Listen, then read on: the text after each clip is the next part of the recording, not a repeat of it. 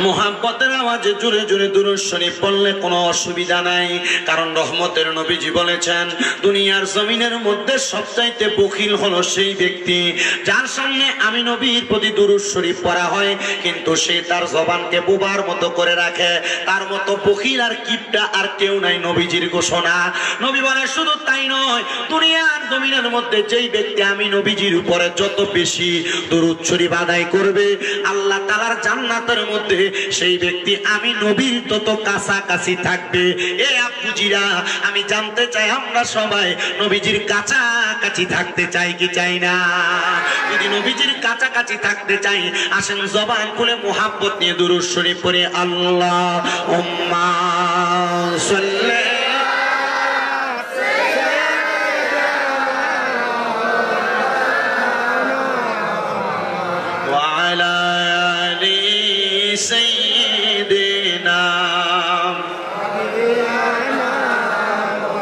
ভেবে দেখো মনে মনে প্রেমনি করছো নবীর শোনে, নইলে থেকে বারো হাশরে মুহাম্মাদিয়া রাসূলুল্লাহ। আল্লাহুম্মা সাল্লি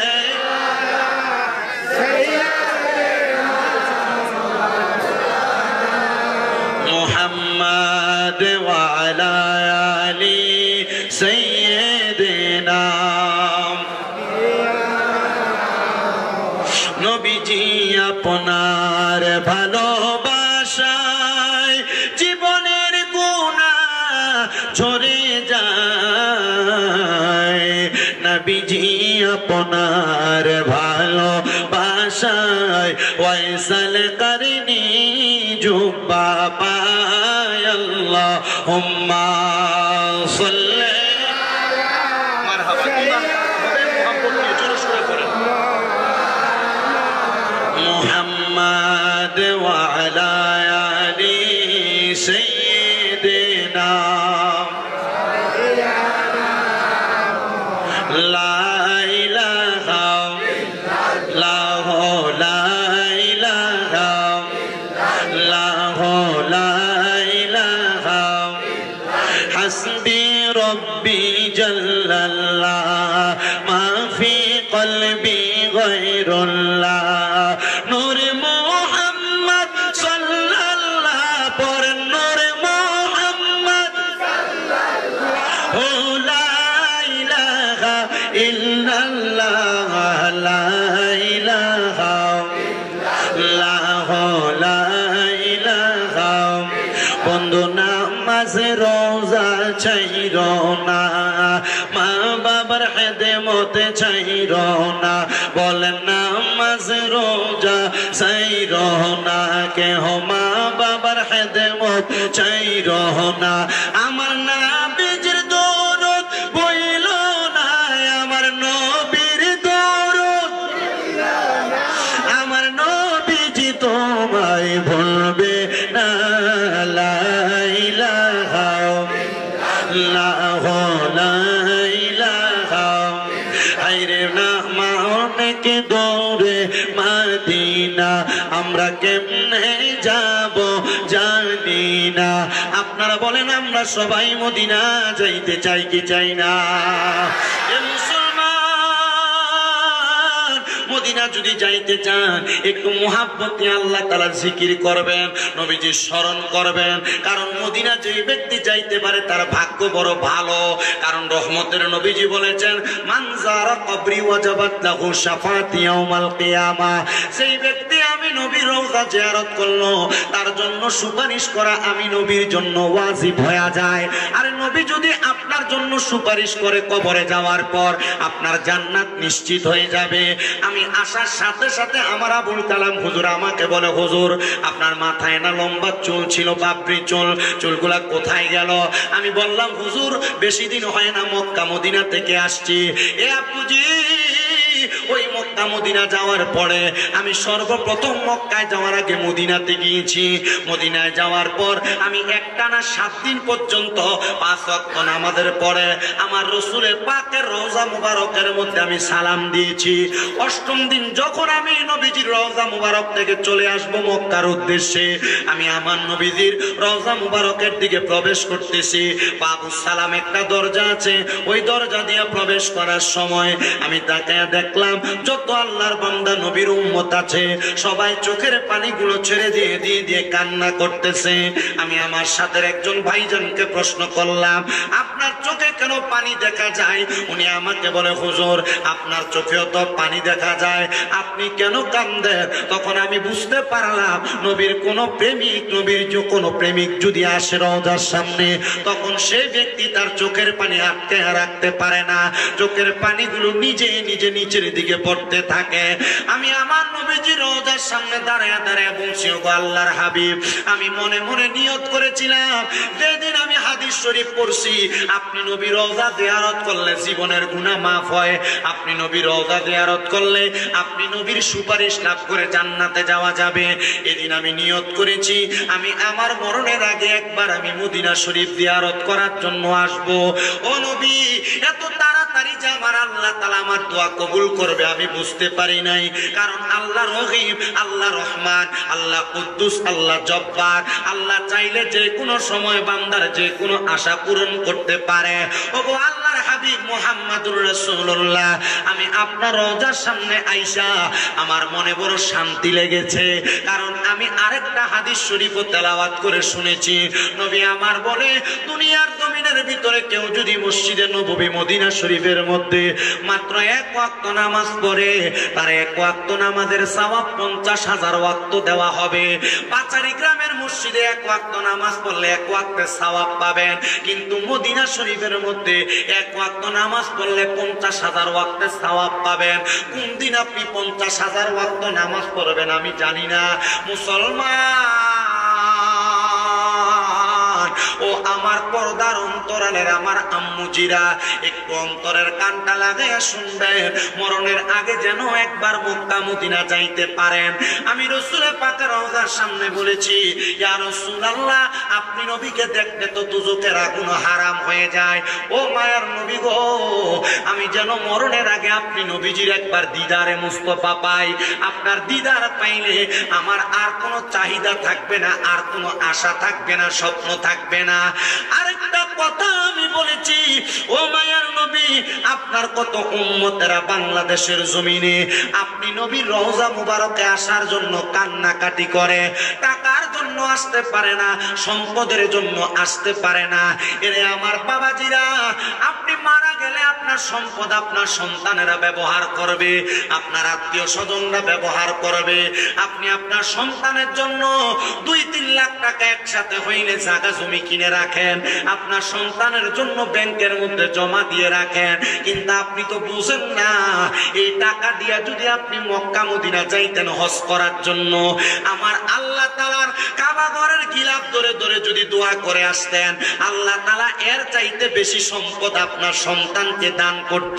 কিন্তু আপনি তো আল্লাহর কাবা ঘরে যাইতে মন চায় না, বলে হুজুর মন চায় আমি যাই না, টাকা খরচ হয়ে যাবে। না রে বাবা, আপনার বাচারি গ্রামের মসজিদে 1 ওয়াক্ত নামাজ পড়লে 1 ওয়াক্তের সওয়াব হবে, কিন্তু মক্কা শরীফের মধ্যে 1 ওয়াক্ত নামাজ পড়লে 1 লক্ষ ওয়াক্তের সওয়াব হবে। মনটা কি চায় না রে বাচারি গ্রামের আমার বাবারা ওই মক্কায় যায় একটু নামাজ আদায় করার জন্য? বলে হুজুর মন তো চায়, কিন্তু আমার সম্পদে কুলায় না।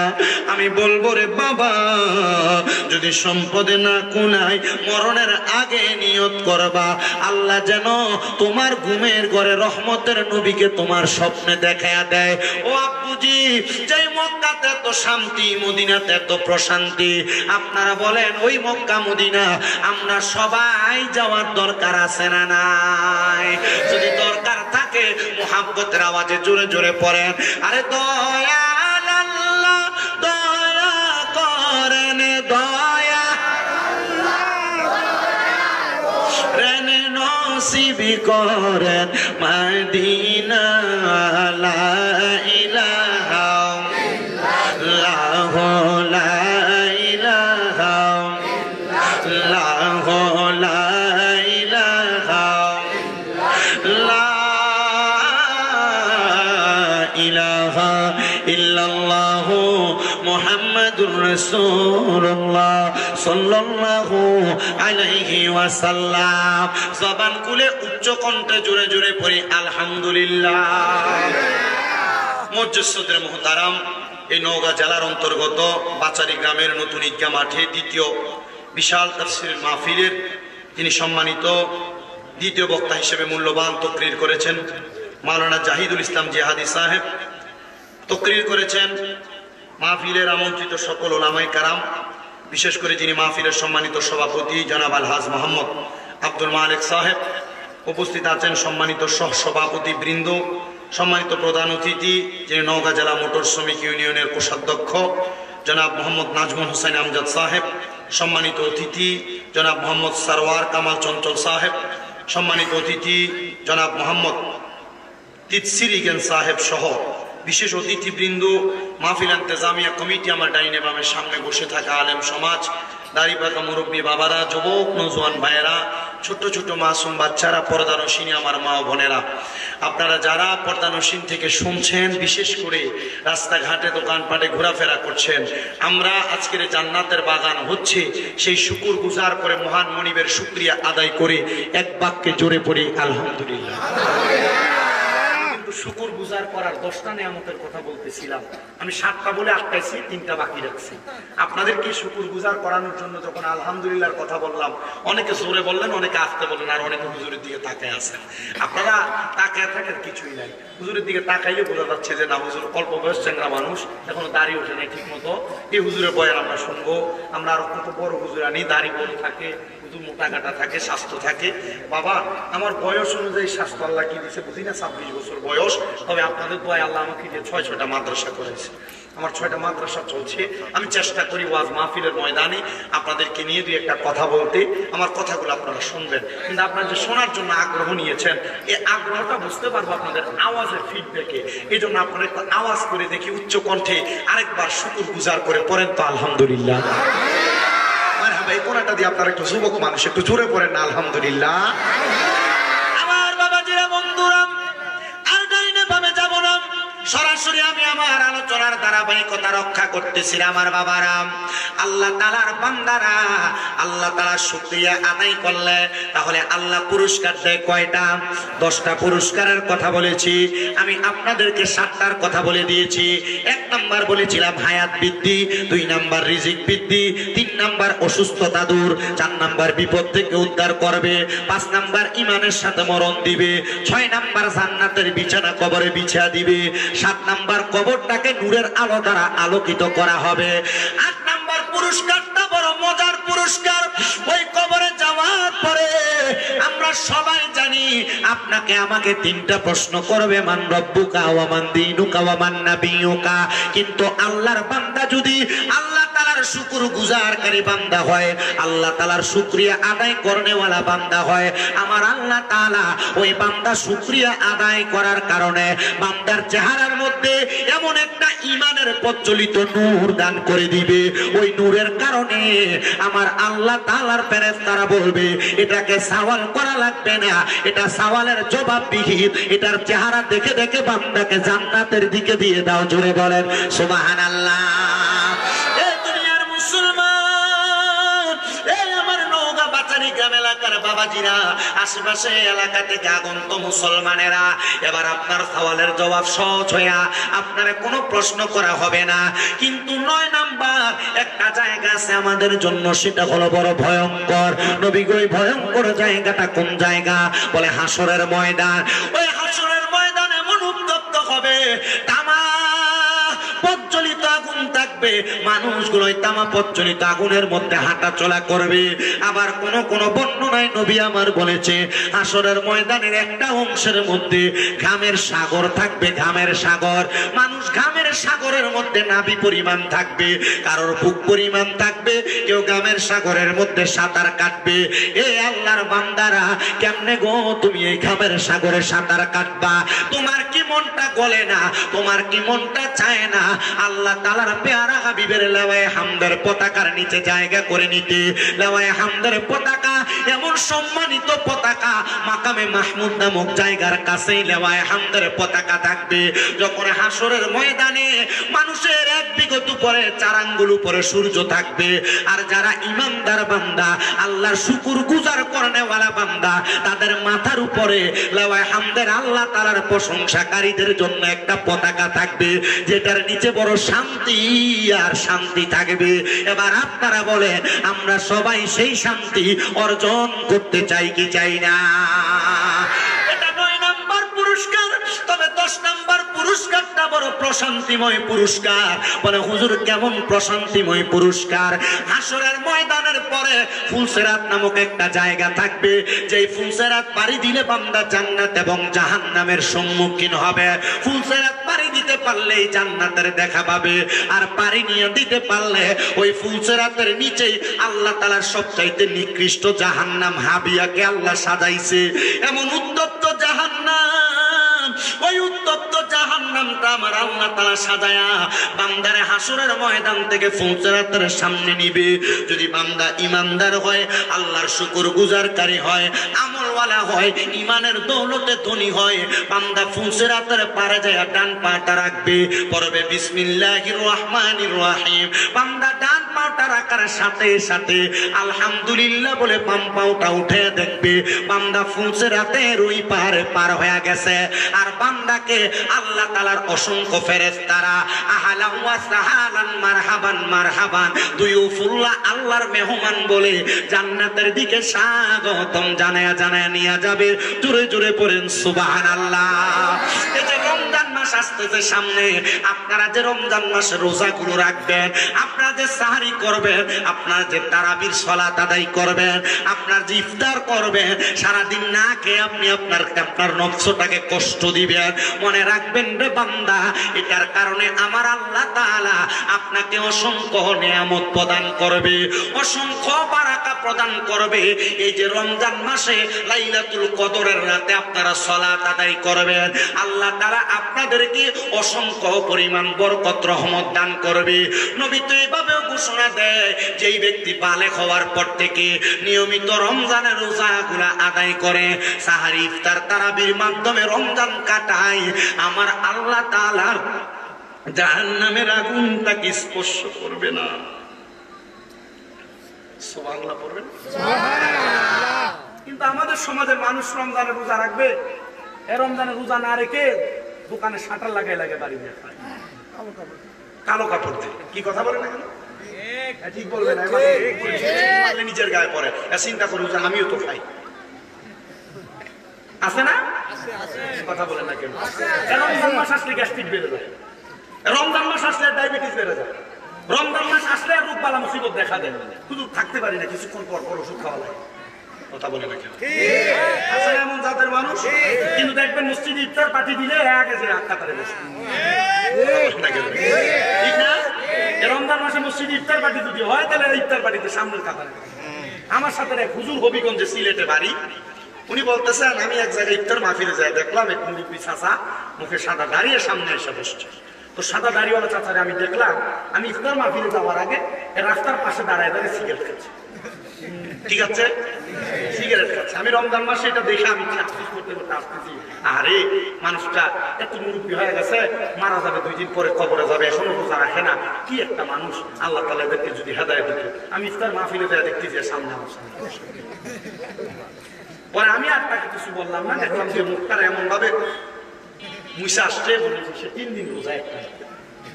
হুজুর বলতেছে যে 3 দিন যে রোজা রাখছে, আমি তাকে ইফতারের পরে সবাই যখন চলে গেছে, আমি রাস্তায় হাঁটতে হাঁটতে ওনাকে দেখা আমি তার জিজ্ঞেস, কাকা আপনাকে আমি কিন্তু ইফতারের আগে আসরের নামাজের পরে দেখছি আপনি সিগারেট খাচ্ছেন, আপনি ইফতার মাহফিলের সামনে গিয়ে বসলেন, আমার বলতেছে আমাকে কি উত্তর দিছে জানেন? আমি জিজ্ঞাসা কি উত্তর দিছে আপনাকে? আমাকে উত্তর দিছে আমি রমজান মাসে রোজা রাখি না, আল্লাহ যদি আমার জিগায় ইফতার তো বরকত আছে ইফতারের ভিতরে, রোজা রাখোস না, ইফতার তো করতে পারলি না।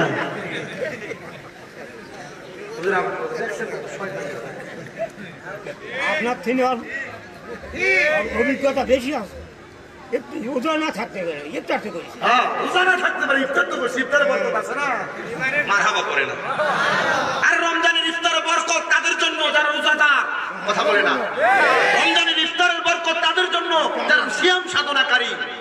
আল্লাহর হাবিব তো এভাবে বলেছেন, রমজান মাসে রোজা রেখে যে আল্লাহর বান্দার ইফতার সামনে নিয়ে বসে যদি আল্লাহর কাছে দোয়া না করে আল্লাহ রাগ করেন। আল্লাহ বান্দা যদি ইফতার সামনে নিয়ে দোয়া করে, আল্লাহ তাআলা প্রথম দিনের ইফতার সামনে নিয়ে দোয়া করলে বান্দার নিজের জন্য কিছু চাইলে আল্লাহ দেয়। দ্বিতীয় দিনের ইফতার সামনে রেখে বান্দা তার মা বাবার জন্য কিছু চাইলে দেয়। তৃতীয় দিনের রোজার ইফতার সামনে রেখে বান্দা দোয়া করলে আল্লাহ তাআলা তার বংশের মানুষের জন্য কিছু চাইলে দেয়। আপনি তো চাচ্ছেন না, কষ্ট হচ্ছে আপনাদের? আপনারা কথা বলতেছেন না, কষ্ট হচ্ছে আপনাদের? মাইকালাকে ডিস্টার্ব করেন। আপনারা শুনতেছেন, শুনতেছেন আপনি কিনা এটা জিজ্ঞেস করে। যদি মহিলা শুনে আর এখানে যারা আছে তারা শুনে চলবে, আমাদের দূরে যাওয়ার দরকার নেই, ঠিক আছে না? আল্লাহ কবুল করুক, আমিন করুক। কথাও বলা যাবে না, আমার ওয়াজের সিস্টেম। আমি আপনাদের এখানে মাইক ধরেছি 9:10। কততে? 9:10। 40 মিনিট হয়ে গেছে আমি কথা বলতেছি, আপনাদের সময় কিন্তু টের পান নাই। পাইছেন? কথা বলেন, সময় টের পান নাই। আমার ওয়াজের সিস্টেম, আপনি সময় টের পাবেন না। আমি ধারাবাহিকভাবে কথা বলে যাব, সময় কোন দিক দিয়ে গেছে আপনি বুঝবেন না। এজন্য আমার ওয়াজের সিস্টেম আমি 1 ঘন্টা 20 মিনিট টানা কথা বলে যাই। আমি চেষ্টা করি মানুষকে 2-1টা কথা বুঝাইতে, কারণ আমি দেখছি বর্তমান জামানার যে অবস্থা, মানুষ ওয়াজ শুনে কান দিয়ে ওখান দিয়ে চলে যায়। বাংলাদেশে যে পরিমাণ ওয়াজ হয়, এই ওয়াজ বাদ দিলাম। জুমার নামাজে ইমাম সাহেব তো প্রত্যেক জুমায় এক একটা বিষয় খুতবা দেয়, এক একটা বিষয় শিখায়। মানুষ যদি ওয়াজ শুনে আমল করতো, প্রত্যেক বাসারি গ্রামের প্রত্যেক ঘরে ঘরে এক একজন আল্লাহর ওলি থাকতো। এখন ওলি নাই, সব বলি হয়ে গেছে। ঠিক কিনা বলেন না? এজন্য ওলি হইতে হইলে আল্লাহর ইবাদতের দরকার আছে। এত ইবাদত করে না, এমনি শুরুতে শয়তান সেজদা বসে থাকে। এই কথা বলে না কেন? ঠিক কিনা? তো কোন কথাই ছিলাম আমি? ভুলে গেছে। 10 নাম্বার। মারহাবা মারহাবা মারহাবা, নারে তাকবীর নারে তাকবীর নারে রিসালাত। ইয়া রাসূলুল্লাহ পড়েন, মারহাবা পড়েন। আল্লাহ যেন কবুল করে, আমিন। কষ্ট হচ্ছে আপনাদের? শুনবেন তো ইনশাআল্লাহ। 10 নম্বর পুরস্কার ফুলসেরাতের কথা বলছি আপনাদেরকে। ফুলসেরাত, এই ফুলসেরাতের বর্ণনা দিয়েছেন প্রখ্যাত উলামায়ে কেরাম। একটা চুলকে 70টা টুকরা করলে যত চিকন হয়, ফুলসেরাতটা তার চাইতে আরো কঠিন চিকন হবে। শুধু চিকন হবে না, ফুলসেরাতটা তরবারির চাইতে ধারালো হবে। যদি কোনো বেঈমান বেআমল বান্দা ওই ফুলসেরাতে কদম রাখে, বান্দা ফুলসেরাতটা পাড়ি দিতে পারবে না, বান্দা নিচে পড়ে যাবে। বান্দা তখন বড় আফসোস আফসোস করতে থাকবে। এ দুনিয়ার মুসলমান, এ নবীর উম্মতের দল, আমি আপনাদের কাছে আয়াতে কারিমা 2টা তেলাওয়াত করেছি। একটা পরিপূর্ণ আর একটা খণ্ড বিশেষ। আল্লাহ তাআলা কোরআনুল কারীমে পড়ে, বিসমিল্লাহির রহমানির রহিম, লা ইয়াস্তাবি আসহাবুন নারি ওয়া আসহাবুল জান্নাহ, আসহাবুল জান্নাতি হুমুল ফাইজুন। আল্লাহ তাআলা বলেন, জান্নাতি এবং জাহান্নামীরা একরকম নয়। আসহাবুল জান্নাতি হুমুল ফাইজুন, যারা জান্নাতি তারা হলো সফল কাম। এ মুসলমানেরা, জান্নাতীরা কেন সফল কাম জানো? আল্লাহ তাআলা বলতেছেন, ইন্নাল্লাযীনা আমানু ওয়া আমিলুস সালিহাতি উলাইকা হুম খায়রুল বারিয়া। নিশ্চয় যারা ঈমান আনে এবং নেক আমল করে তারা হইল দুনিয়ার সবচাইতে ভালো মানুষ, উত্তম মানুষ। আল্লাহ আপনার কাছে জানতে চায়, ওই ভালো মানুষ আপনার কাছে কেমন? ওই ভালো মানুষের জন্য আপনি কি পুরস্কার রেখেছেন? আমার আল্লাহ তাআলা বলেন, দুনিয়ার বান্দারা, ওই ভালো মানুষের জন্য আমি আল্লাহ তাআলা যেই পুরস্কার রাখছে ওই পুরস্কারটা বড় মর্যাদাবান পুরস্কার। ওগো আল্লাহর হাবিব মুহাম্মদুর রাসূলুল্লাহ সাল্লাল্লাহু আলাইহি ওয়াসাল্লাম, আপনি বলেন এই মহামূল্যবান পুরস্কারটা কোনটা? এবার আমার হাবিবে কিবরিয়া নবী সাল্লাল্লাহু আলাইহি ওয়াসাল্লাম বলতেছেন পুরস্কার হলো জাযাউহুম ইনদা রাব্বিহিম জান্নাতু আদনিন তাজরি মিন তাহতিহাল আনহার আল-আনহারু খালিদিনা ফিহা আবাদা রাদিয়াল্লাহু আনহুম ওয়া রাদু আন যালিকা লিমান খাশিয়া রাব্বাহ। জবান খুলে উচ্চ কণ্ঠে জোরে জোরে পড়েন আল্লাহু আকবার। আল্লাহ তাআলা বলে বান্দা ওই জান্নাতীদের জন্য পুরস্কার কি জানো? এক নাম্বার পুরস্কার হলো জাযাউহুম ইনদা রাব্বিহিম, আমি আল্লাহর পক্ষ থেকে জাযা পুরস্কার জান্নাতু আদনিন, সেই পুরস্কারের নাম হলো জান্নাতুল আদন। এই পুরস্কার এত সুন্দর, আপনি যদি এখানে যারা বসেছেন মাত্র 10 লক্ষ টাকা দিয়ে কেউ যদি আপনাকে বলে এই নওগাঁ শহরের মধ্যে আপনাকে একটা বাড়ি কেনার জন্য 20 লাখ টাকা দিয়ে, আপনি বলবেন আমি রাজি, তবে আমার বাড়িটা দেখা বড় প্রয়োজন, আমি তো এমনে এমনে 20 লাখ টাকা দিব না। আপনি না দেখে কোনো জায়গার জন্য এমনে 20 লাখ টাকা দিবেন না। এ দুনিয়ার মুসলমানেরা, আল্লাহ তাআলার প্যারা হাবিবকে সাহাবায়ে কেরাম বলে ইয়া রাসূলুল্লাহ, মায়ার নবী গো, জান্নাতুল আদনটা যে আল্লাহ তাআলা আমাদেরকে দিবে, ওই জান্নাতুল আদন দেখতে কেমন আপনি বলেন না? আমার নবী বলতেছে, আল্লাহ তো কোরআনুল কারীমে সূরা বাইয়িনার শেষ আয়াতে বলে তাজরি মিন তাহতিহাল আনহার, ওই জান্নাত এমন সুন্দর, ওই জান্নাতের নিচে দিয়ে একটা নহর প্রবাহিত হয়, নদী প্রবাহিত হয়। এ আমার নওগাঁ বাচারি গ্রামের বাবারা, জান্নাতের নিচে দিয়ে কেমন নহর আর নদী প্রবাহিত হয়। আমাদের এলাকার যে নদী আছে, এই নদীর মধ্যে এক রকমের পানি থাকে, কিন্তু জান্নাতের নদীর নিচে দিয়ে যেই নদী প্রবাহিত হবে, ওই নদীর মধ্যে এক রকমের পানি না, আল্লাহ তাআলা 4 রকমের পানি প্রবাহিত করবে। ওই নদীর নাম হাদিসে মুবারাকা পড়ে দেখলাম, ওই নদীর নাম হলো রজব নদী।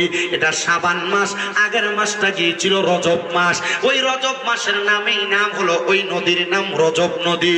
ওই নদীর মধ্যে 4 প্রকারের পানি থাকবে। এক প্রকারের পানি হলো ইন্না আতাইনাকাল কাউসার, এক প্রকারের পানি হলো কাউসারের পানি। ওই পানি কেউ যদি একবার পান করতে পারে, তার কিয়ামতের আগ পর্যন্ত তার পানির পিপাসা লাগবে না। নবীজি গো, ওই পানি কারা পান করবে?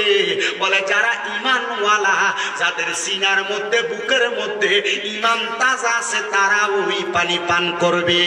এ মায়ার নবী, আপনার কাছে জানতে চাই, আপনি বলেন না জান্নাতের পানি তারা পান করবে, বুঝতে পারলাম গো নবীজি। তাইলে 2 নাম্বার যেই পানি আছে, ওই পানির নাম কি? বলে ওই পানির নাম হলো শারাবান তাহুরা। নবীজি ওই শারাবান তাহুরা কারা পান করবে? নবীজি বলতেছে ওই শারাবান তাহুরা পান করবে তারা কোনোদিন নেশা করে নাই, মদ পান করে নাই, ইয়াবা খায় নাই, গাঞ্জা খায় নাই, তারা কোনোদিন নেশার কোনো দ্রব্য তাদের মুখ দিয়ে আহরণ করে নাই, তারাই ওই জান্নাতের পানি পান করবে। কিন্তু বর্তমানের যুব সমাজ কেন জানি নেশা দ্রব্যের সাথে মিশে যাচ্ছে।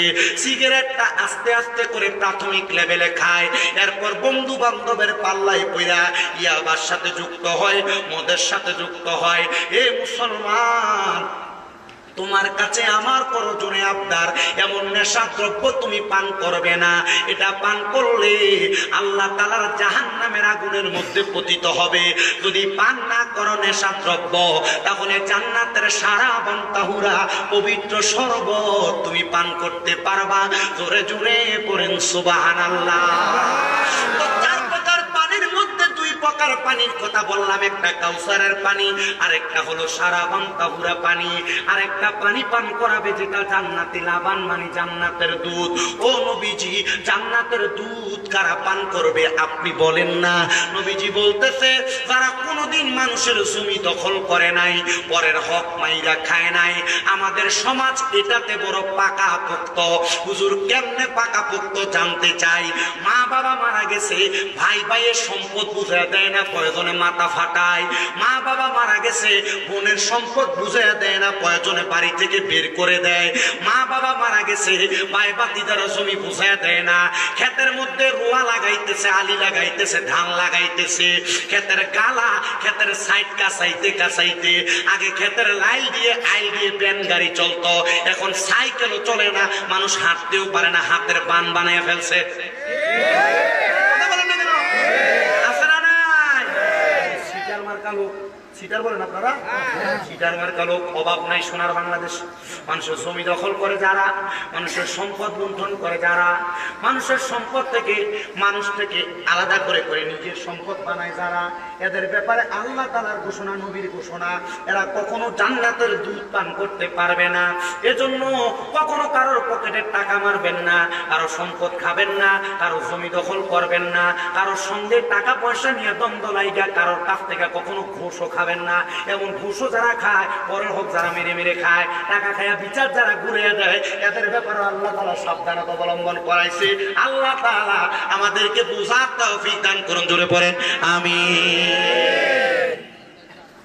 4 নাম্বার পানি হলো জান্নাতের মধু। ওই জান্নাতের মধু কারা পান করবে? নবীজির ঘোষণা, ওই জান্নাতের মধু তারা পান করবে। নবীজি গো, কারা পান করবে আপনি বলেন না? নবী আমার বলে, যারা কোনোদিন মিথ্যা কথা বলে নাই, ফাহিশা কথা বলে নাই, মানে গালিগালাজ করে নাই। এ যুবক ভাইরা, এ মুরব্বী বাবারা, এ পর্দার অন্তরালের আমার আম্মুজিরা, যদি গালিগালাজ মুখ দিয়ে বের হয়, যুবক ভাইরা, বন্ধু বান্ধব চলাফেরার পথে কত গালাগালি করো তোমরা, একজন আরেকজনের সঙ্গে ফাহিশা কথা বলো তোমরা, একজন আরেকজন কত রকমের মিথ্যা কথা বলো তোমরা। সাবধান, সতর্ক, যারা গালিগালাজ করে, মিথ্যা কথা বলে, তারা জান্নাতের মধু পান করতে পারবে না। যদি জান্নাতের মধু পান করতে চাও, গালিগালাজ করা বন্ধ করো, মানুষের সঙ্গে মিথ্যা কথা বলা বন্ধ করো। ব্যবসা বাণিজ্য করতে যাইয়া কত মিথ্যা কথা বলো, বন্ধু বান্ধব চলার পথে কত মিথ্যা কথা বলো।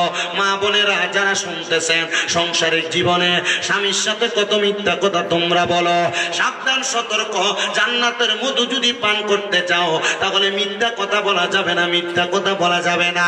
বলে হুজুর, মিথ্যা কথা বলা, পরের হক খাওয়া এবং দুনিয়া জমিনের নেশাদ্রব্য ত্যাগ করা, এগুলার কথা যে বলতেছেন হুজুর, ঈমানের কথা যে বলতেছেন, আমাদের সমাজে কত মানুষ সুন্দর পাঞ্জাবি লাগায় রাখছে, কত পাগড়ি লাগায় রাখছে, কত সুন্দর টুপি লাগায় রাখছে, ইমামের পেছনে সামনের কাতারে নামাজ পড়ে আবার সুদও খায়, এমন মার্কা মুসল্লি বাংলা সমাজে আছে না নাই? এই শুধু নাই, শুধু নাই, কম না বেশি? আরে বাবা, শুধু নাই এই কথা না, দেখবেন আপনারা তাকায়া, যারা সুদ খায়, যারা ঘুষ খায়, আমাদের সমাজ এদেরকে ধরে নিয়ে মসজিদের সভাপতি বানায়।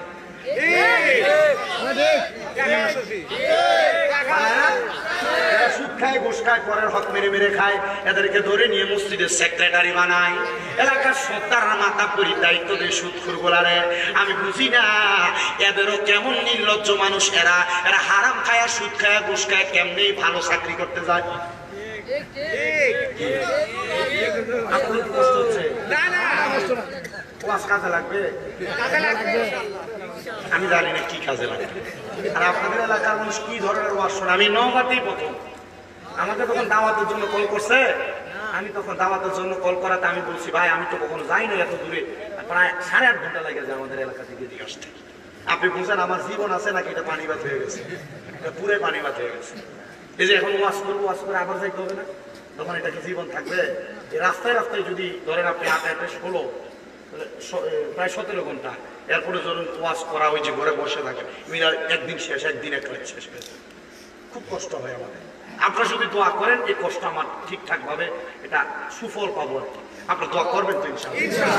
করবেন তো ইনশাআল্লাহ? এবার বলেন সুদখোর আছে না নাই? ঘুষখোর আছে না নাই? পরের হক মেরে মেরে খায় যারা, তারাও আছে না নাই? আবার তাদের দোষ দিলে চলবে না।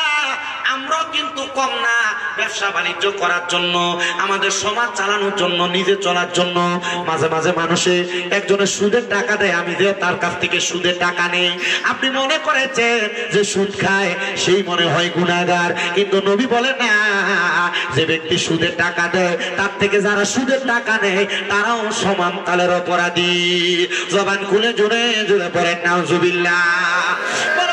সুদ খাইও না, সুদ দেইও না, কিন্তু হুজুর আমি এলাকার সর্দার হওয়ার কারণে, এলাকার মুরব্বী হওয়ার কারণে আমাকে নিয়ে যায় সাক্ষী হওয়ার জন্য। আল্লাহর নবী কয়, যে ব্যক্তি সুদের টাকা পয়সা লেনদেনের সাক্ষী হয়, মানে শাহেদ হয়, যে ব্যক্তি খাইবে যে অপরাধ তার হবে, সাক্ষী যে ব্যক্তি হবে তারও সমান অপরাধ হবে। জোরে জোরে বলি নাউজুবিল্লাহ। হুজুর আমাকে সাক্ষী বানায় না, আমাকে কি করে জানেন? ওই যে একটা স্ট্যাম্প করে 1 লাখ টাকা নিলে বছর শেষে 30,000 টাকা দেওয়া লাগবে। 1 লাখ টাকার স্ট্যাম্পে আমার নিচে দিয়ে একটা শুধু সিগনেচার নেই। আল্লাহ নবী কয়, যে ব্যক্তি সুদের কাতে মানে সুদের লেখালেখি করে, এই সুদের টাকা পয়সার লেখালেখি যারা করে, খাইলে যে বেটা যে গুনাহ হবে, এই লেখালেখি করলে তারও সমান গুনাহ হবে। কি আপনারা ঠিক না? আমি ঠিক বলবো কিভাবে? আমিও তো বিপদে পড়ে সুদে নিছি 1 লাখ। দোকান নেওয়ার জন্য আমি সুদে নিছি 1 লাখ, ব্যবসা করার জন্য সুদে নিছি 1 লাখ। সাবধানে আব্বুজিরা, প্রয়োজনে নৌকা বাস স্ট্যান্ডে দেয়া বাদাম আর বুট বেচবা, রিক্সা চালাইবা, খেতে খামারে কাম করবা, তবুও হারাম টাকা দিয়ে তোমার জীবন কইরো না। মনে রাখবা, হারাম পয়সার একটা ফোঁটা রক্ত যদি তোমার শরীরে প্রবাহিত হয়, এই শরীর কখনো জান্নাতে যাবে না, কারণ পুরাটা শরীর হারাম সম্পদের রক্ত দিয়ে ভরপুর। এই শরীর জাহান্নামে যাবে, জাহান্নামে যাবে, জাহান্নামে যাবে। এবার আপনারা বলেন, এমন জাহান্নাম থেকে আমরা সবাই বাঁচার দরকার আছে না না? এ বাবাজিরা, এখন আবার পুরুষ মানুষ সুদ খায় না, বাড়ি বাড়ি মহিলারা সুদের ব্যবসা করে।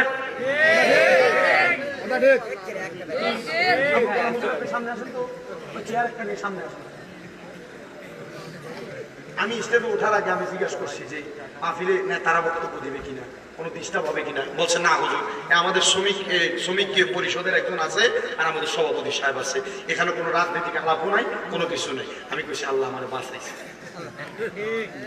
আল্লাহ আসলে আল্লাহ আমার বাঁচাইছে। কেন? এখন তো এটা যুগ। আমি যখন আমি 2017 সাল থেকে ওয়াজ করি, বলেন তো 17, 18, 19, 20, 21, 22, 23, 24, 25 কয় বছর হয়েছে? 9 বছর হয়েছে। 9 বছর চলতেছে আগে আমি ওয়াজ করতেছি। এরপর থেকে দেখি মোটামুটি স্টেজে উঠলে অমুক নেতা বক্তব্য দিচ্ছে, সে মুখদের বক্তব্য দিচ্ছে, ওয়াজের মাঝখান দিয়ে বক্তব্য দিয়ে এরপরে সেটা কত কিছু হয়। আলহামদুলিল্লাহ আজকে ভালো লাগছে, আমার ভাই আগে দিয়ে শেষ করছে, শেষ এখন বসে আছে। আর নেতারা আসে স্টেজে উঠে বক্তব্য দিয়ে আবার ঘুরবে নিতে চলে যায়। আবার কি বলে জানে, কিন্তু শুধু আসলে বলে উঠে চলে যায়, ঠিক না? আমি আমার ভাইকে আমার পক্ষ থেকে এটা আন্তরিক জাযাকুমুল্লাহ, আল্লাহ যেন উত্তম জাযা দেয়, সভাপতি সাহেব উত্তম জাযা দেয়। আর বেশি ভালো লাগতেছে আপনাদের মাহফিল, আপনারা দাঁড়িয়ে আলাকে সভাপতি বানাইছেন। আলহামদুলিল্লাহ বলবেন না তো? ভালো লাগে না আপনার? ভালো লাগে না? দাঁড়িয়ে মানুষের তো ভালো মানুষ, আমি আপনার নাম দিচ্ছি, দোয়া করছি মন থেকে, আল্লাহ কবুল করুন। আমিন বলেন আমিন।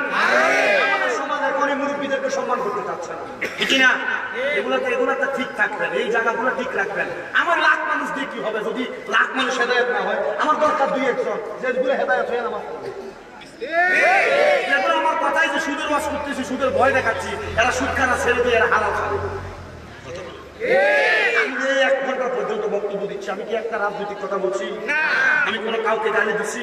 আমি গালিও দেই না, কিছু বলি না। আমার ডাইরেক্ট ওয়াজ, আপনি মানবেন জান্নাতে যাবেন, মানবেন না জাহান্নামে যাবেন, এটা আপনার বিষয়, আপনি মানবেন কিনা। তখন আল্লাহ যদি আমার জিজ্ঞাসা করে, তুই বলছিল তুই মানুষকে হেদায়েতের বাণী শোনাইতে, তুই শোনাস নাই? আমি বলবো শোনাইছি, মানুষ মানে নাই, কার দোষ?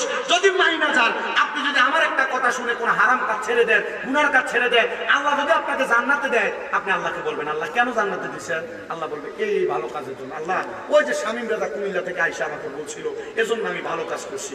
যদি আল্লাহ আপনাকে জান্নাতে, আল্লাহ শামীম রাজা কোথায়? তখন যদি দেখেন শামীম রাজা জাহান্নামে আছে, একটু আমাকে টান দিয়ে দিবেন আর বলবেন আল্লাহ এরা যদি আমার সাথে না দাও, কারণ এর কথা শুনে আমি হেদায়েত করছি, কিন্তু এর জান্নাতে যাচ্ছে না, আমি যাচ্ছি, আল্লাহ এরা ছাড়া যাবো না। তাহলে আল্লাহ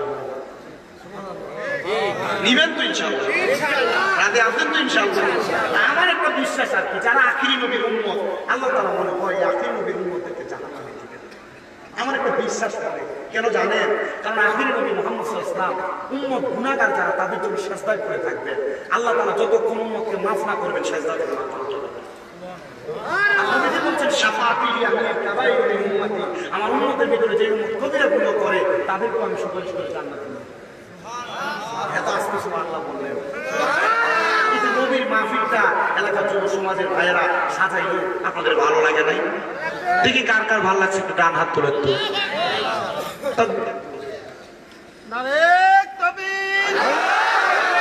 এখান দিয়ে আওয়াজ দিচ্ছেন কোরআন সুন্নাহর আলো। মারহাবা বলেন মারহাবা। মা বাবার জীবন ধন্য। এই এলাকাবাসীর কবরস্থানে যে কবরবাসী এরা হাসতেছে আজকে, এদের রুহকে আল্লাহ উন্মুক্ত করে দিছে, চারিদিকে ঘুরতেছিল। আর আপনাদের কাছে দোয়া ভিক্ষা চাইছে, আমার সন্তান দেও না একটু দোয়া। যারা এখনো মাহফিলে আসে নাই, এদের রুহ যখন ফিরে যাবে দেখবে কবরে এদের আযাব চলতেছে। আল্লাহ আমার আযাব কেন মাফ হয় নাই? এরা বলবে এদেরকে জবাব দেওয়া হবে, তুমি তেমন কোন ওয়ারিসদের দুনিয়াতে রেখে আসো নাই যে জান্নাতের বাগানে বসে তোমার জন্য দোয়া করবে। আমার মুসলমান ইমানদারেরা, আমি যে কথা বলতেছিলাম, সুদের ব্যবসা করে বাড়ি বাড়ি মহিলারাও করে।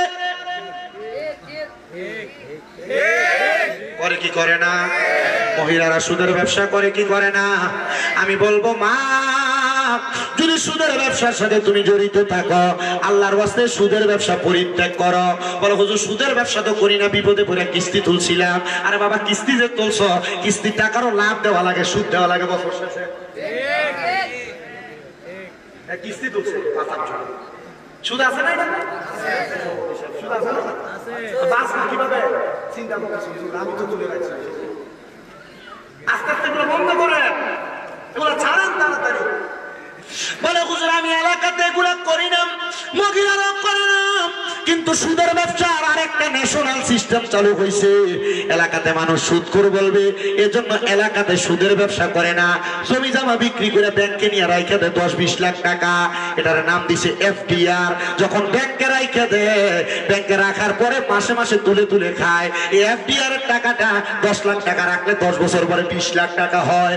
মাসে মাসে তুলে তুলে খায়। মানুষ বোঝেও না বেড়াতে সুদ খায়, মানুষ জানেও না বেড়াতে সুদ খায়। এ আপুজি দেখবেন চা দোকানে বসে লম্বা লম্বা কথা বলে, দেখবেন কোনো কাজকর্ম করে না, সুন্দর সুন্দর কথা বলে। কাকা আপনি করেন কি, খান কিভাবে? আল্লাহ চালায়।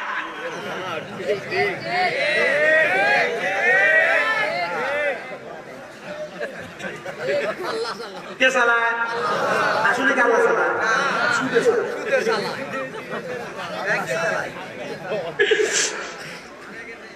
আপনার কষ্ট দিয়েছে আরেকটা কষ্ট,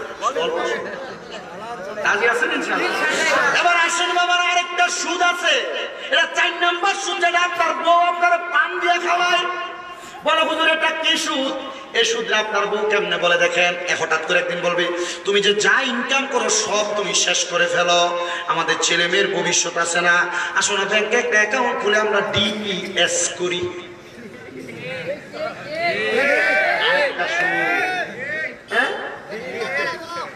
আছে ওদের মুখ ঘুরে দিব, ঘুরে দিব। যদি সুস্থ থাকে আমাকে, আমাদের কুমিল্লার মাহফিলে আমাকে এক লোক স্টেজে ওঠা রাখবে, হুজুর ও সুদ খুদ করে এগুলো কিছু বলার দরকার নেই। আমি ওয়াজ করতেছি, 8 জন উঠে গেছে। কয়জন? 8 জন উঠে গেছে। পরে ওঠার পরে আমি যখন নামছি, হুজুর দেখছেন আপনি তো সুদের ওয়াজ করছেন, আমাদের যে দান করার যে মূল বড় বড় ব্যক্তিগুলা এরা উঠে উঠে চলে গেছে। আমি বললাম সুদ করে টাকা মসজিদে লাগাবা? আমি বললাম তো কারা তারা কারা? ও তো সুদের ওয়াজ করার সময় দেখলেন 8 জন উঠে গেল, সবাই নিরাল বসে আছে।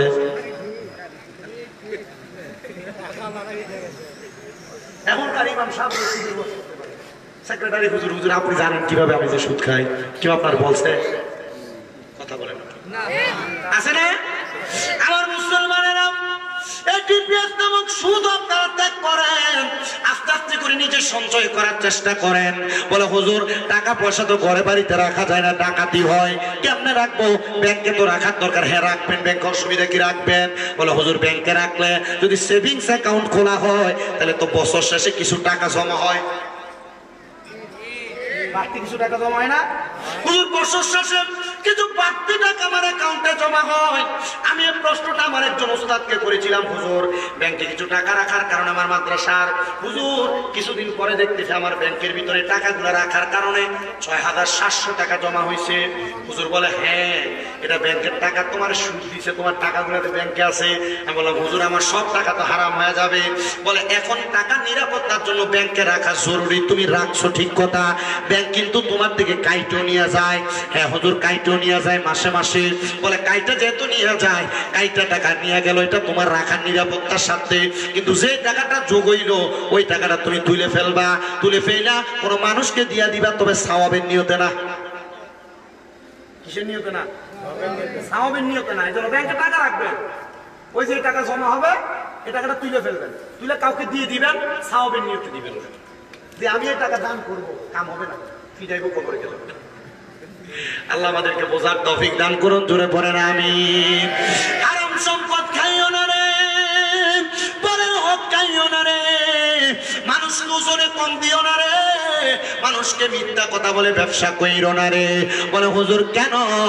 হুজুর এগুলা করলে কি হবে আপনি বলেন না, এগুলা করলেই তোমার জান্নাতে যাওয়া তুমি ঠেকা যাইবা, জান্নাতে যাওয়া আটকে যাইবা। হুজুর কিভাবে জানতে চাই? জানতে বড় ইচ্ছা হয়। এ মুসলমান, এই যে রমজান মাস আসতেছে সামনে, আল্লাহ তাআলা রমজান মাসে যারা রোজা রাখে এই রোজাদারের জন্য স্পেশাল একটা জান্নাত রাখছে, জান্নাতুর রাইয়ান। ওই রাইয়ান নামক জান্নাতে রোজাদাররা স্পেশাল থাকবে। কিন্তু এই রমজান মাস আসলে দেখবেন মিডিল ইস্টের বহু দেশের মধ্যে এরা জিনিসপত্রের দাম কমায়া দেয়, দাম কমে মানুষকে বেশি বেশি করে হাদিয়া দিয়া দেয়। কিন্তু বাংলাদেশের সোনার ছেলে ব্যবসায়ীরা বুট মজুদ করে, তেল মজুদ করে, চিনি মজুদ করে, এরা ডাল মজুদ করে, এরা তেল মজুদ করে, আবার চাউল মজুদ করে, এরা খেজুর মজুদ করে, মজুদ করে করে বাজারের মধ্যে মালের সংকট দেখায়। এবার মালের সংকট থাকলে তখন দামটা বাড়ায় দেয়, তখন গোডাউন থেকে আইনা আইনা বেশি দামে দামে বিক্রি করে। এবং সিটার মার্কা ব্যবসায়ীও সোনার বাংলাদেশে আছে না?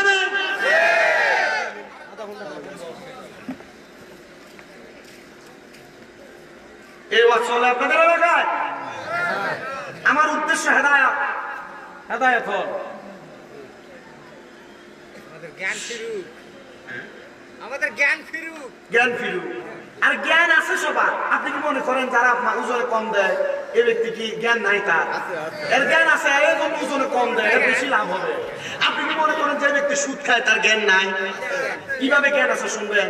আমাদের এলাকার এক সুদখোর, এ সুদ খায়, তো 1 লাখের বছরে সুদ নেয় 30,000। মানে 1 লাখ টাকা যদি দেয় নেয় 1 বছরের জন্য, 1 বছর পরে 1,30,000 তারা দেওয়া লাগবে। এখন এক লোক তার থেকে বিপদে পড়ে 5 লাখ টাকা নিচ্ছে, এটা সুদে আসলে 12.5 লাখ টাকা হচ্ছে। কত লাখ? 12.5 লাখ টাকা যখন হয়েছে তখন চিন্তা করলো যে আমি 12.5 লাখ টাকা, এখন যদি আরেক বছর থাকে তাহলে 5 লাখ টাকা সুদ, 3 5 15, 1.5 লাখ টাকা বাড়বে, আমি আর রাখা যাবে না। চিন্তা করছে আমি আমার নিজের ভিটার জায়গা বিক্রি করে দিই। এর ভিটার জায়গা বিক্রি করছে, বাপের ভিটা বিক্রি করে তার দাঁত থেকে টাকা নিচ্ছে 5 লাখ।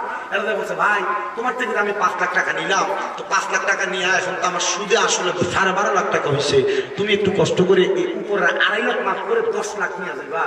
তখন সুদখোর তার উত্তর দিছে, আমি যদি তোমার থেকে 2.5 লাখ টাকা কম নেই, আল্লাহ কি কবরে গেলে সুদ খানার কারণে আমার একটা মাইক কম দিবে? আচ্ছা বলেন জানি কবর আল্লাহ পিড়াইব তো বয়ে সুদ খায়, ঠিক জানে, সব জানে। এমন আল্লাহ কি আমার কবর একটা পিড়া কম দিবে? তোমার এই কথা বলছে বলে হ্যাঁ, তো কাকা শুধু সুদ খায় না, এই কথা বলে না, 5 ওয়াক্ত নামাজ পড়ে। কি করে? আমাদের এলাকায় এমন জাতের মুসলিম বহু আছে, আপনি খুঁজে দেখি।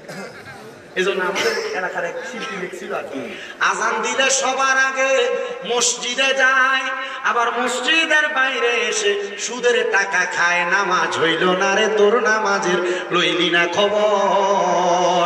ওরে ধরলি নামাজ, পড়লি নামাজ, সারা জীবন ভর নামাজ হইল না রে তোর নামাজের লইলি না খবর।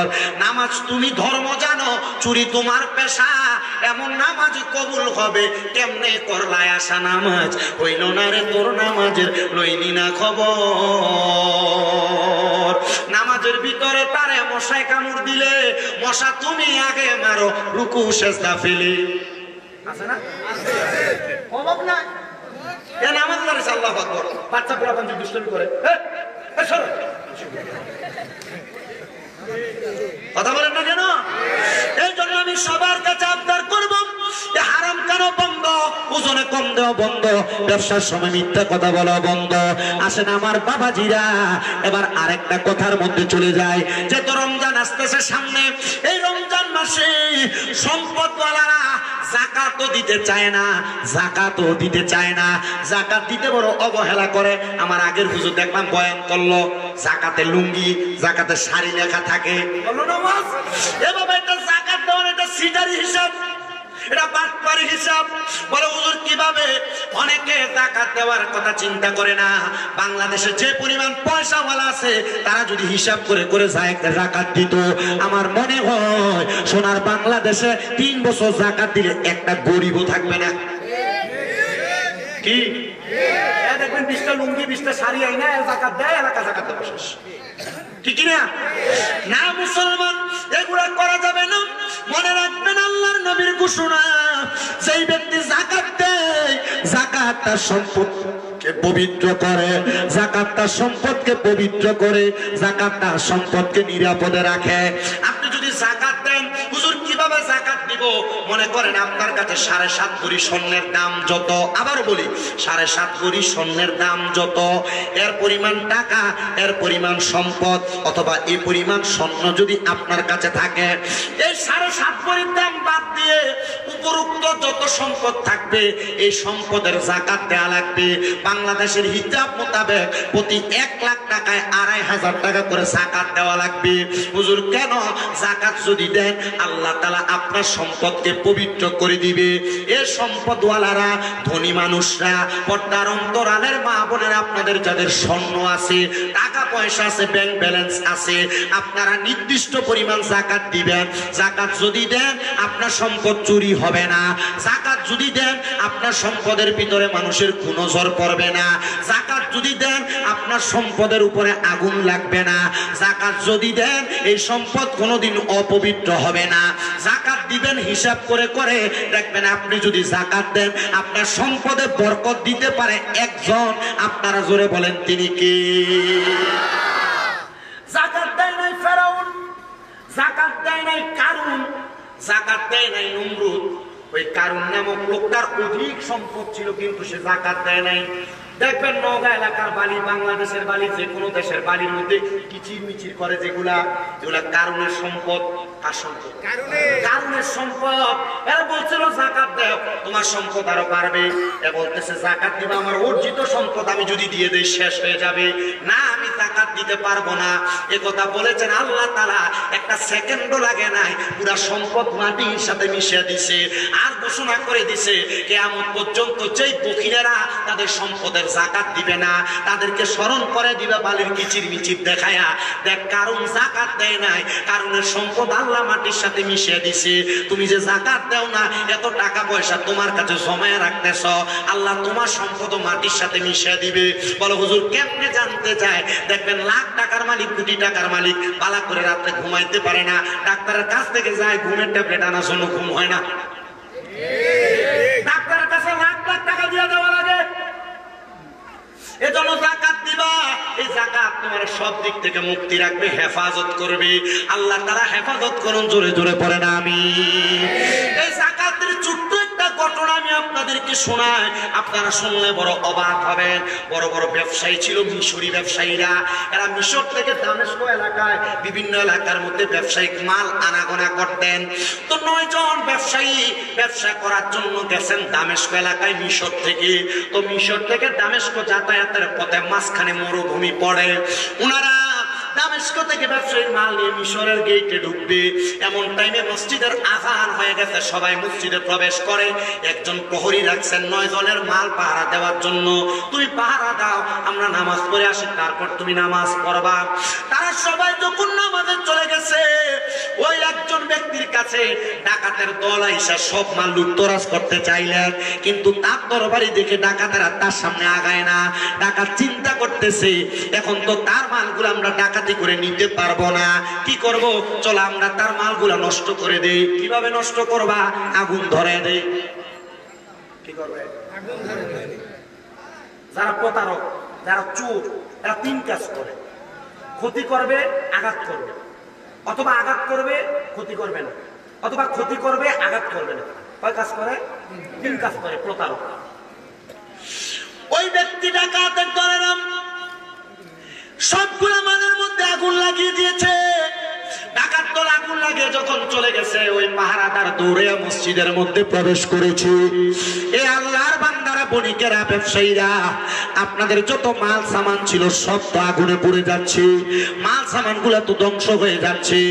9 জন ব্যবসায়ীর ভিতর থেকে 9 জন থেকে 8 জন দৌড়ে মালের কাছে গেছে, একজন আসে না, নামাজে দাঁড়িয়ে আছে। সবাই যা দেখতেছে যে 8 জন দৌড়ে দৌড়ে আসছে, 8 জনের মালগুলা পুরো ছাই হয়ে গেছে, কিন্তু যে একজন এখনো আসে নাই তার মালগুলা ঠিকঠাক আছে। কিন্তু শুধু মালগুলা যে ঢাকনা দিয়ে গেছিল, মালগুলা ঢাকনা দেওয়ার কাপড়টা পুড়ে গেছে। ওই 8 জন 9 জনের ব্যক্তি একজন যখন ফিরে আসছেন, তারা বলতেছে তুমি পাগল নাকি? তোমার সব মাল পুড়ে যেতে লাগছিল, তুমি আসো নাই, তুমি কেন আসো নাই? বলে আমার মাল তো ঠিক আছে, আমি দেখতেছি তোমাদের মাল পুড়ে গেছে। উনি ডাকতে বলেন হ্যাঁ আমি পাগল, আমি আল্লাহ এবং তার রসুলের পাগল। আল্লাহ এবং রসুলের কথা শুনে আমি আমার মালের যাকাত আদায় করেছি। মালের যাকাত দেওয়ার কারণে আল্লাহ তাআলাই আমার মালকে রক্ষা করেছে। আর তোমরা যাকাত দাও না বিদায় তোমাদের মাল আগুনে পোড়ায়া দিয়েছে। বলে কি বলো? বলে হ্যাঁ আমি আমার মালের যাকাত দিয়েছি। এবার 8 জন থেকে একজন ডাক দিয়া বলতেছে, যদি তুমি যাকাত দিয়ে থাকো, তোমার মাল যে তো পুড়ে নাই, একটা চাদর দিয়ে যে মালগুলা ঢাকনা দিয়েছো, একটা মাল, এই চাদরটা তো এখন আর পুড়ে গেছে। বলে এটার উত্তর এখন দিতে পারবো না, আমার সাথে বাড়িতে চলো, তখন তোমাকে উত্তর দিচ্ছি। বাড়িতে গেছেন, স্ত্রীকে প্রশ্ন করলেন, স্ত্রী আমার দামেস্ক থেকে মাল আনার সময় মালগুলাকে ঢাকনা দেওয়ার জন্য তুমি যে কাপড় আমাকে দিয়েছিলা, তুমি বলো গত বছর যে আমি হিসাব করে যাকাত দিয়েছিলাম, আমার ওই মালগুলা যে আমি ঢাকনা দেওয়ার কাপড়টা নিয়েছি, ওই কাপড়টার যাকাত আমি আদায় করেছি কিনা? স্ত্রী বলেছেন স্বামী না না আদায় করেন নাই, কারণ এই কাপড়টা তখন আমাদের কাছে ছিল না, পাশের মহল্লার একজন এই কাপড়টা তার কর্ম সম্পাদনের জন্য নিয়ে গেছে, এজন্য তার কাছে ছিল বিদায় আমি এটার হিসাব আমি আপনাকে দেই নাই। স্বামী বলতেছে ব্যবসায়ীরা শোনো, আমি যেই মালের যাকাত দিয়েছি এই মাল পুড়ে নাই, যেই মালের যাকাত দেই নাই এই মাল অনিরাপদ ছিল, এজন্য আমি আমার ওই মালের আশাও করি না। মনে রাখবা, তুমি যদি কারোর কাছে কোনো টাকা না দাও না, কোনো পানা দাও না থাকো, তুমি যদি টাকাটা পাও না, পাওয়ার সম্ভাবনা থাকে, তাহলে ওই টাকার হিসাব করেও যাকাত দেওয়া লাগবে। ব্যাংকে যত টাকা থাকবে হিসাব করে তার যাকাত দেওয়া লাগবে। বলে আমার 2টা বাড়ি 3টা বাড়ি, যেই বাড়িতে তুমি থাকো এই বাড়ি ছাড়া বাকি 2-3টা বাড়ি যাকাত দেওয়া লাগবে। বলে আমার একটা ক্ষেত 2টা ক্ষেত ফসলি ক্ষেত, আমার আপনার প্রত্যেকটা ফসলি ক্ষেতের যাকাত দেওয়া লাগবে। আমার একটা গরু 2টা গরু, এগুলার যাকাত দেওয়া লাগবে। হুজুর কেমন করে যাকাত দিব? মসজিদের হুজুর যে রাখলেন এদের থেকে একটু চাইনা নিয়েন, কিন্তু আপনি জানতে চান না। মসজিদে গেলে ময়লা দেখলে হুজুরকে ধমকাইতে ভালোই পারেন, কিন্তু যে বিষয় জানা লাগবে এই বিষয় আপনি জানতে চান না। কথা কন না, ঠিক কিনা? এই মুসলমানেরা এগুলা চাইনা নেওয়ার চেষ্টা করবেন। যাকাতের ব্যাপারে একটু কথা বলে দিয়ে গেলাম, আরেকটা কথা আমি আপনাদের কাছে বলে দিয়ে যাই, আপনারা আপনাদের নারীদেরকে পর্দা করাবেন। বলে হুজুর কেন পর্দা করাবো? মা বোনেরা এই ব্যাপারে বড় অসতর্ক। আপনি কত সুন্দর নওগাঁ বাজারে ঘুরতেছেন, আব্দুল আজিজ পার্ক না কি জানি পার্ক একটা দেখে আসছে, ওই জায়গায় কত রকমের পার্ক আসার সময় দেখ, আব্দুল জলিল পার্ক, অনেক পার্ক আছে, আপনি সেখানে অবাক ভাবে যাইতেছেন, আপনার মাথার ঘুমটা খোলা, আপনার চেহারা পর পুরুষ দেখতেছে। আমি আমার সব মা বোনদের উদ্দেশ্যে বয়ানটা করে দিয়ে যাই, মাহারা আপনারা শুনে রাখেন, আপনারাও দুনিয়া জমিনে পর্দা করবেন, পর্দা করবেন, পর্দা করবেন, কারণ আল্লাহর কোরআন বলে ওয়াকারনা ফি বুয়ুতিকুন্না ওয়ালা তাবাররাজনা তাবাররুজাল জাহিলিয়াতিল উলা। আল্লাহ তাআলা বলে তোমরা তোমাদের নারীদেরকে জাহিলিয়া যুগের মহিলাদের মতো বের হতে দিও না। দেখেন জাহিলিয়া যুগের মহিলাদের মতো বলতো মহিলারা যখন ব্যাপারটা বের হয়, মেয়েটা যখন ব্যাপারটা বের হয়, রাস্তাতে ছেলেরা তাদেরকে টিস্কারি করে, টিস করে, খারাপ আচরণ করে, বাজে ব্যবহার করে। আব্বুজিরা সাবধান, সতর্ক। আপনার কদমে আমি হাত দিয়ে বলি, আপনি আপনার মেয়েকে, আপনার বউকে আপনি ব্যাপারটা ছাড়বেন না। মনে রাখবেন, রসুলে পাকের ঘোষণা, কোন মানুষ যদি দুনিয়ার জমিনে তাদের মেয়েকে ব্যাপারটা করে, কোন মহিলা যদি ব্যাপারটা চলে, আল্লাহ তাআলা একজন ব্যাপারটা নারীর কারণে 4 জন পুরুষকে দুজকে দিবে। 4 জন পুরুষকে, একজন ব্যাপারটা নারীর কারণে কয়জন পুরুষকে দুজকে দিবে? আপনাদের আসতে বলতেছেন। আচ্ছা, মা কার কার আছে হাত তোলে? সবার আছে। বউ যারা আছে তারা হাত তোলা রাখেন, বাকি হাত তোলেন। বউ আছে কার কার? আছে। বোন কার কার আছে? হাত তোলেন তো। হাত তোলেন। মেয়ে আছে কার কার? মেয়ে আছে। এবার আপনারা একটু শুনেন মনোযোগ দিয়ে। আপনি জাহান্নামে যাবেন না জান্নাতে যাবেন, বিচার আপনার কাছে। আমি মাস্টার, কি বলেন? ও বলে দিচ্ছি, আমি প্রথম বলছি, মানে 7.5 ভরি স্বর্ণের পরিমাণ অর্থ যদি থাকে অথবা স্বর্ণ যদি থাকে, এর উপরে যা সম্পদ থাকবে প্রত্যেকটা জাকাত আদায় করতে হবে। আর জাকাত কারে দিবেন? দুনিয়াতে যারা, আপনি নিজেই বোঝেন জাকাত কে পাবে। বুঝেন না জাকাত কে পাবে? একবারে গরিব যারা, একবারে নিম্নবিত্ত যারা, তারা জাকাত পাবে। কিন্তু আমাদের সমাজে এখন অনেক ভিক্ষুক আছে, এরা আমাদের এলাকার ফকির মারা গেছে, মারা যাওয়ার পর এর কাঁথার তলে চাউলের দামের ভিতরে টাকা পেয়েছে 12.5 লাখ। ফকির মারা গেছে। কি মারা গেছে? ফকির। আমাদের কুমিল্লা কান্দির পাড়ে একটা জায়গা আছে, এই কান্দির পাড়ের এক ফকির আছে, এর অটো আছে 4টা। কয়টা? কথা বলে না। কয়টা অটো? 4টা অটো, 2টা বাড়ি আছে। আমি জিজ্ঞেস করলাম, তোর কামাই কত? কই না, হইলে আমার সর্বনিম্ন 2,500 টাকা কামাইছে। আমাকে একদিন আমি জিজ্ঞেস করলাম, তুই তো কষ্ট করে ভিক্ষা করস, চল আমার সাথে, আমি তোর একটু নাস্তা করে। মাঝে মাঝে এদের প্রতি একটু মায়ের নজর দিয়েন ভিক্ষু। আর আপনি তো জানেন, আপনি আপনার মায়ের নজর রহম করবেন, কারণ নবীজির হাদিস, লা ইয়ারহামুল্লাহু মান লা ইয়ারহামুন নাস। যে ব্যক্তি মানুষের প্রতি রহম করেন, আল্লাহ তার প্রতি দয়া করেন। আপনি মানুষের প্রতি দয়া করবেন না? এই যে রমজান মাস আসতেছে, আপনার পক্ষ থেকে যে কোনো একজন ব্যক্তিকে একটু ইফতার দিবেন। 2 জনকে যদি বেশি সামর্থ্য থাকে 2 জনকে দিবেন। বেশি মানুষকে ইফতার দিবেন, বুট কিনা দিবেন, চনা কিনা দিবেন, ডাল কিনা দিবেন, 2 কেজি খেজুর কিনা দিবেন, মুড়ি কিনা দিবেন, সামাই কিনা দিবেন। হুজুর কেন? নবীজি বলছেন, তোমাদের যদি সামর্থ্য থাকে তাহলে তোমরা তোমাদের মুসলমান ভাইদেরকে 1 গ্লাস দুধ দ্বারা ইফতার করো। যদি এটা না পারো, একটা খেজুর দ্বারা ইফতার করাও। যদি না পারো, 1 গ্লাস পানি দ্বারা ইফতার করাও। যদি এটা করো, আল্লাহ তাআলা ইন্তেকালের পর তোমাদেরকে কাউসারের পানি দ্বারা সম্মানিত করবে। ইফতার করাবেন তো ইনশাআল্লাহ। এলাকার কোনো গরিব আছে, সাহারি করার জন্য আপনি গরুর গোশত দিয়ে ভাত খাচ্ছেন, আপনি একটু প্রয়োজনে 1 কেজি আলু দিবেন, গরুর গোশতের সাথে, মুরগির সাথে 1 কেজি আলু দিবেন। আপনার তরকারি গ্রানটা যখন পাশের ঘরে যায়, ওই মানুষটার মনে কষ্ট না, হারে আমি যদি একটু গোশত দিয়ে ঘোরাতে ভাত খেতে পারতাম। আপনি আপনার বাড়ি থেকে 1 বাটি 1 পেয়ালা তরকারি তার বাড়িতে পাঠাবেন। কি দরকার আছে না? দরকার আছে না? দুধ দিয়ে, কলা দিয়ে আপনি ভাত খান, কিন্তু সে গরিব, সে পারে না। আপনি 1 কেজি দুধ তার কিনা দিবেন। রমজান মাসের হিসাব বুঝেন না?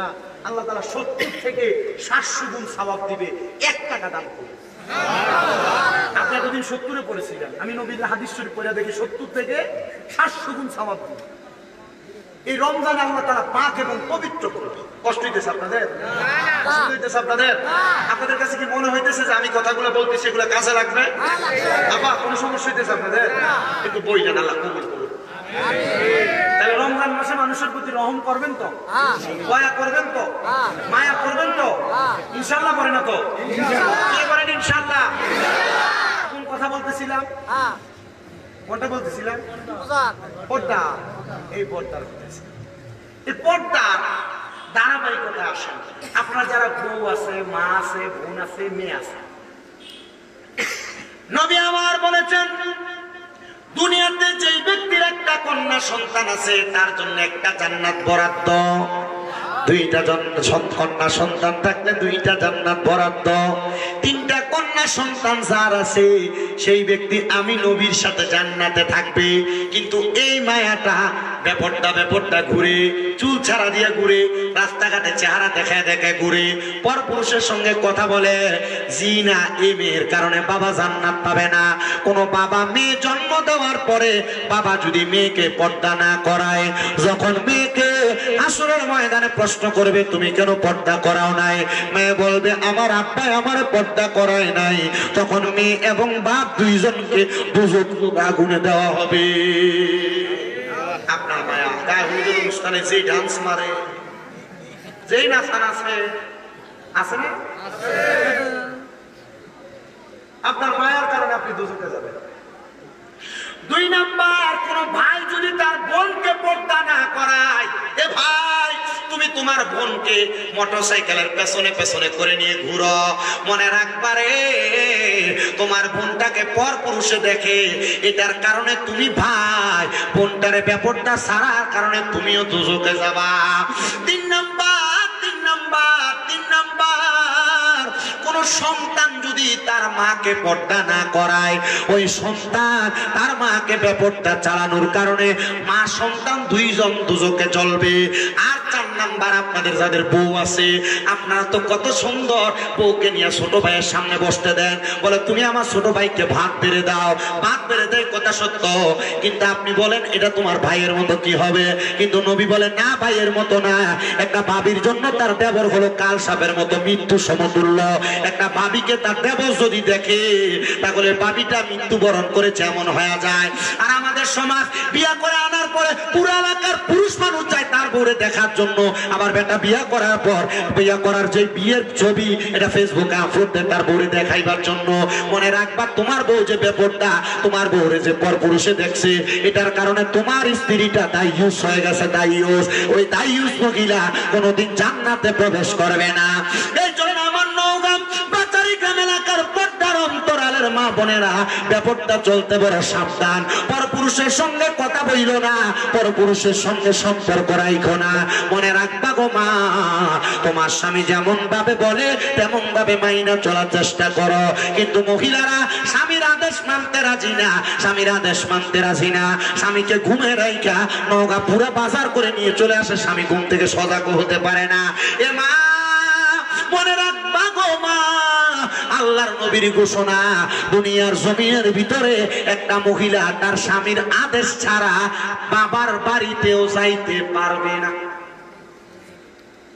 স্বামীর আদেশ ছাড়া বাপের বাড়িতে যাইতে পারবে না, কিন্তু বাবার বাড়ি শুধু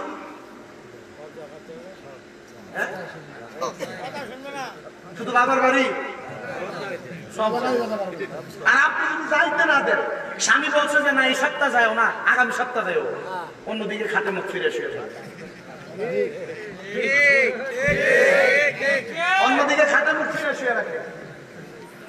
যদি কথা না শুনে, যদি বলছে স্ত্রী এটা লাগবে, যদি করে নাই স্বামী, অন্যদিন বাচ্চা একসাথে ঘুমাইতো, স্বামী স্ত্রী একসাথে ঘুমাইতো, ওই দিন ঝগড়া হওয়ার কারণে বাচ্চা মাঝখানে চলে আসে। আপনার কষ্ট দিচ্ছে? আমি শেষ করে দিই, সময় আছে অল্প কিছুক্ষণ, 1 ঘন্টা 35 মিনিটের আমি আসি। অল্প কিছুক্ষণ সময় একটু কষ্ট করে বসেন। আপনাদের কিনে দোয়া করবো, দুরূদ সালাম করে আমি চলে যাবো। আপনাদের কষ্ট অসুবিধা হবে, কষ্ট করে আপনারা শোনা মানে ভাইরা বসবেন আপনারা শুধু। আল্লাহ যেন কবুল করে। একটু দরুদ শরীফ পড়েন। আল্লাহুম্মা সাল্লি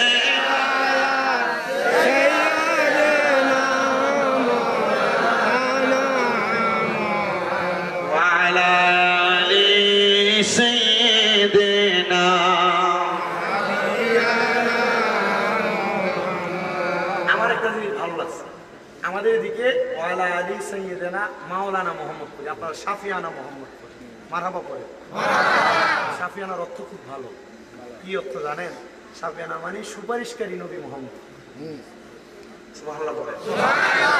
যদি ওই নবীর প্রতি বিশ্বাস রেখে কবরে যান, কবরে রাখবে বিসমিল্লাহি ওয়া আলা মিল্লাতে রাসূলুল্লাহ বলে কবরে রাখে না, ওই রাসূল আপনাকে কোলে নেবে। যদি আপনি উঠতে পারেন, আপনার চিন্তা আছে, ভয় আছে বাবা, চিন্তা করে দেখেন। এটা আমার কাছে ভালো লাগছে, একটু মোহাব্বত দিয়ে পড়েন। আল্লাহুম্মা সাল্লি আলা সাইয়্যিদিনা শাফিয়ানা মাওলানা ওয়া আলা আলি।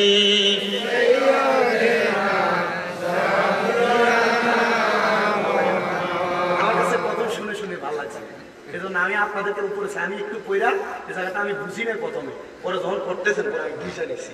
ওরা আমার কাছে ভালো লাগছে, কুলজা ঠান্ডা হয়ে গেছে। কবুল করুক, আমিন করুক। এই মহিলারা যারা স্বামীর কথা শুনো না, তাদের ব্যাপারে সাবধান দিচ্ছি। তোমার স্বামী তোমাকে কোনো কাজ করতে বলে, তুমি শুনো না, তোমার ব্যাপারে সাবধান দিচ্ছি। কোন মহিলা যদি তার স্বামীর আদেশ না মানে, তাহলে ওই মহিলারা জান্নাতে যাওয়া বড় কষ্ট হয়ে যাবে। বলে হুজুর কেন? কারণ হইল এই মহিলা স্বামীর অবাধ্য, স্বামীর কথা শোনে না, এটার কারণে আল্লাহ তাআলা ওই মহিলার প্রতি নারাজ হয়ে যায়। যারা স্বামীর আদেশ মানো না, বলো হুজুর কেমনে মানবো? আমার স্বামী সিগারেট খাইতে খাইতে মুখে দুর্গন্ধ লাগে, আমার স্বামীকে আমার এখন আর ভালো লাগে না, দেবরটাকে ভালো লাগে।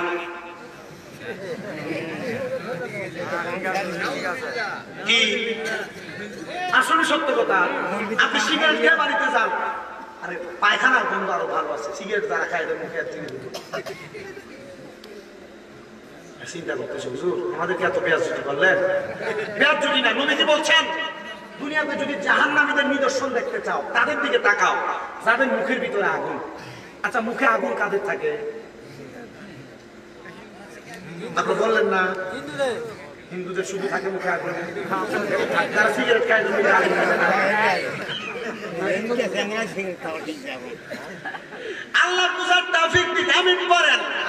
এ বাবারা, এ মুসলমানেরা, সিগারেট খাওয়া ছাড়ো, তাহলে বউয়ের ভালোবাসা পাইবা। তো বউ তোমার কথা কিভাবে শুনবে? তুমি কিপটা মানুষ, বউকে বছরে মাত্র 2টা 3 পিস আর কাপড় কিনে দাও, আর কিছু কিনে দাও না। মা বোনদেরকে শিখিয়ে দিয়ে যাচ্ছি, যদি পারো, স্বামী যদি কিপটা হয়, টাকা পয়সা যদি না দেয়, জামা কাপড় না কিনে দেয়, মানে চাহিদা মোতাবেক না, যতটুকু প্রয়োজন ততটুকু যদি না দেয়, স্বামীর টাকা চুরি করে খাইবা, গুনাহ হবে না? কোন জামাই যদি কিপটে হয়, বখিল হয়, প্রয়োজনীয় জিনিসও বউকে না দেয়, ওই জামার টাকা চুরি করে খেতে। তবে বাবার বাড়িতে পাচার করা যাবে না, যদি পাচার করে গুনাহগার হবে। যদিও খাও, স্বামীর পকেটের টাকা নেয়া খরচ করে পরে বলবা যে আমি খরচ করে ফেলছি, ঠিক আছে না? এটা কিপটা জামাইয়ের ব্যাপারে ফতোয়া। তবে যারা কিপটা না, এদের ব্যাপারে ফতোয়া সব কিছু তোমাকে দেয়, তুমি বেশি বেশি চাহিদা করো। আমি দেখছি বহুত মহিলারা তাদের স্বামীর উপর বেশি চাহিদা প্রকাশ করার কারণে, বেশি চাহিদা পোষণ করার কারণে স্বামী হালাল পন্থা ইনকাম না করে হারাম পন্থা ইনকাম করে। আছে না? মানে স্ত্রী বেশি চাহিদা, ছেলে মোটরসাইকেল চাইতেছে, দামি মোবাইল চাইতেছে, দামি জামা কাপড় চাইতেছে, এখন জামাই দিতে পারতেছে না, বাপ দিতে পারতেছে না, তখন বাবা হারাম পথে ইনকাম করে, ঠিক না? এ ব্যাপারে সাবধান হবে। আর স্ত্রীদের প্রতি মহাব্বত করবেন। কারণ আমাদের স্বভাব, আমি আমার স্ত্রী কোমক মারা নিচ্ছি বলে গালি দিই। কি স্ত্রীকে গালি দেয় না? কোনো কিছু আনতে দেরি হলে ঠাস করে চটকনা লাগায়। চটকনা বলেন না থাপ্পড় বলেন? থাপ্পড় লাগাইতে ঠাস করে।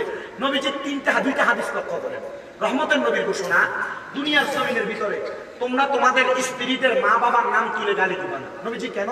নবীজি বলছেন আমি নবীজি মহিলাদের বাবা।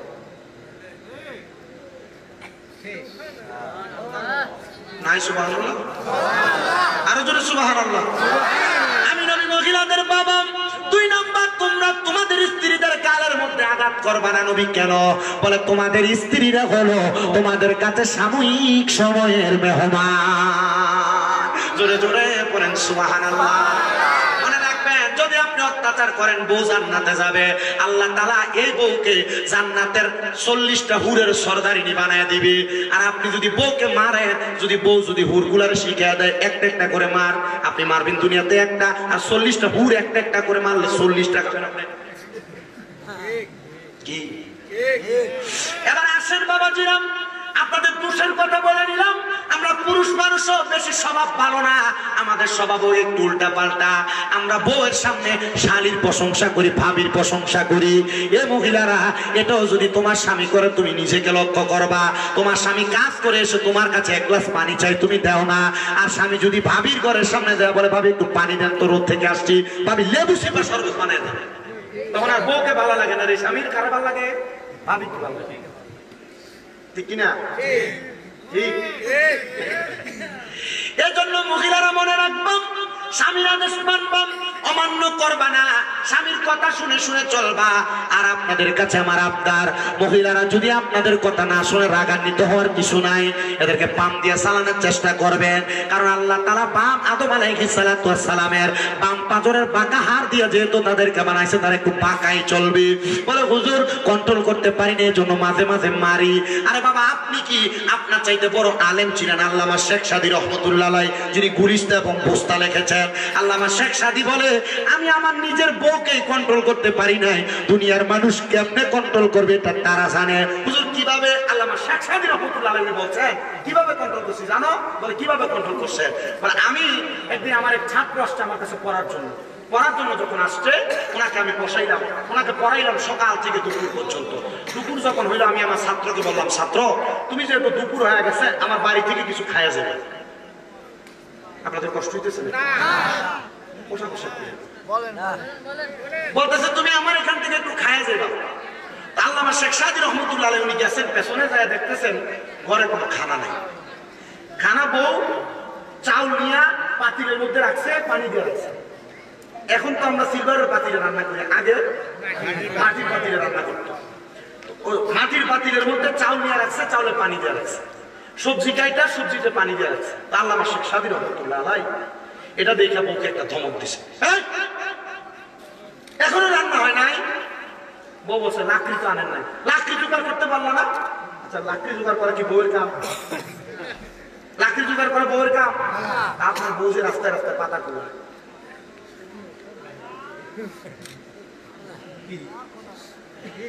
বউ একটু রাগান্বিত হয়ে গেছে। আল্লামা শেখ সাদী বড় আলেম না, ভালো আলেম। তো বউ রাগান্বিত হইয়া যে চাউলের তরকারির পাতিল, এই পাতিল নিয়ে আল্লামা শেখ সাদীর মাথায় ধুম করে মারছে। বাড়ি মারাতে পাইলার নিচ ভাঙ্গা, যে পাইলার কাঁচা আছে, কাঁচা আল্লামা শেখ সাদীর গলাতে এভাবে ঝুলে গেছে। আচ্ছা আমাদের সমাজে যদি বউ এভাবে মারতো স্বামীকে, উল্টে মারতেন না আপনি? উল্টে মারতেন আপনি?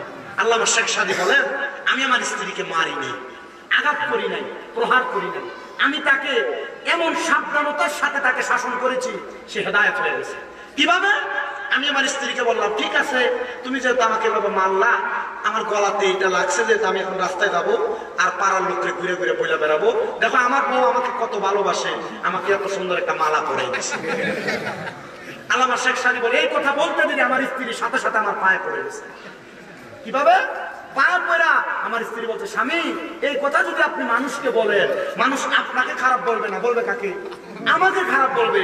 ও মহিলা, তুমি তোমার স্বামীর বদনাম করো মানুষের কাছে, তোমার বোনের কাছে ফোন করে করে কান্দা কান্দা বিচার দাও, তোমার মার কাছে বিচার দাও, ঠিকই কিন্তু এই স্বামীর ভাত খাবা, কিন্তু এই স্বামী যখন শ্বশুর বাড়ি যাবে আর সম্মান পাবে না, তো তোমার স্বামী তো সম্মান পাবে না। স্বামীর সম্মান যেখানে নাই এখানে বউয়ের সম্মান আছে, এজন্য তুমি তোমার স্বামীর সম্মান বজায় রাখবে। আল্লাহ ভাই সমস্যা হলে বলবেন, আমি শেষ করবো, আমি যত তাড়াতাড়ি ছাড়বো তত তাড়াতাড়ি আমি বাঁচবো।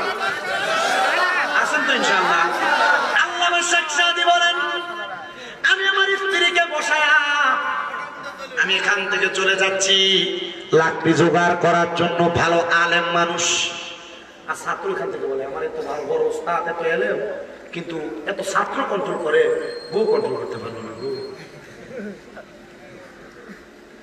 আল্লামা শেখ সাদী বলেন বউকে রাইখা দিলাম, জঙ্গলায় গেলাম কাঠ কাটার জন্য। গাছুইটা কাঠ কেটে কেটে অনেক কাঠ হয়ে গেছে, জঙ্গলার মধ্যে ভাগ ঘুরে ভাগ আল্লামা শেখ সাদীকে খেয়ে ফেলবে। আল্লামা শেখ সাদীর দিকে তাকায়, আর এটা নামলে এটাকে খাবো, ভাগ আড়ালে যায় লুকাইছে। আল্লামা শেখ সাদী গাছ থেকে নিচের দিকে তাকায় দেখতেছেন অনেকগুলা লাকড়ি, কিভাবে নিব? পরে ডাইনে ভাবে তাকায় দেখে একটা ভাগ আছে। আল্লামা শেখ সাদী কয় যাক লাকড়িগুলা বোঝাই করার জন্য একটা সদস্য পাইছি। আচ্ছা আপনি ভাগের সামনে যাবেন? আল্লাহর যারা সাচ্চা পাক্কা বান্দা, এরা চাইলে আল্লাহ প্রদত্ত ক্ষমতায় ভাগকে কন্ট্রোল করে ফেলতে পারে। কথা বলে পারে না? বান্দা হইতে হবে ক্লিন, নাকি সুদখোর, নাকি ঘুষখোর, নাকি বেনামাজি? না না না, আল্লাহর বান্দাও হওয়া লাগবে তেমন। কথা বলে না কেন? ঠিক না? আল্লামা শেখ সাদী নিচে নাইমা লাকড়িগুলা বাদাই করেন, বাড়ির পিঠে লাকড়িগুলা নিয়ে বাড়ি পর্যন্ত গেছে। ছাত্র দেখে বড় ভয়, ভাগ নিয়ে চলে আসছে। লাকড়িগুলা নামায়া বাঘ বাঘের মতো চলে যায়। আল্লামা শেখ সাদী লাকড়িগুলা পেছনে দিয়া ছাত্রের সঙ্গে কথা বলে সময় কাটাবে, বউ রান্না করবে। আসার সাথে সাথে ছাত্র সালামও দেয় না, জিজ্ঞাসা করে হুজুর একটা বংলার জংলার বাঘকে কন্ট্রোল করতে পারলেন, কিন্তু নিজের ঘরের বউটাকে কন্ট্রোল করতে পারলেন না। হুজুর বলে তুমি কি সব শুনছো? হুজুর শুনছি। আপনি চাইলে তো আরেকটা বিবাহ করতে পারেন, বিবাহ কেন করেন না? হুজুর বলে 3 শয়তান কন্ট্রোল করতে পারি না, তুমি আমারে বলো 5 শয়তান কন্ট্রোল করতে।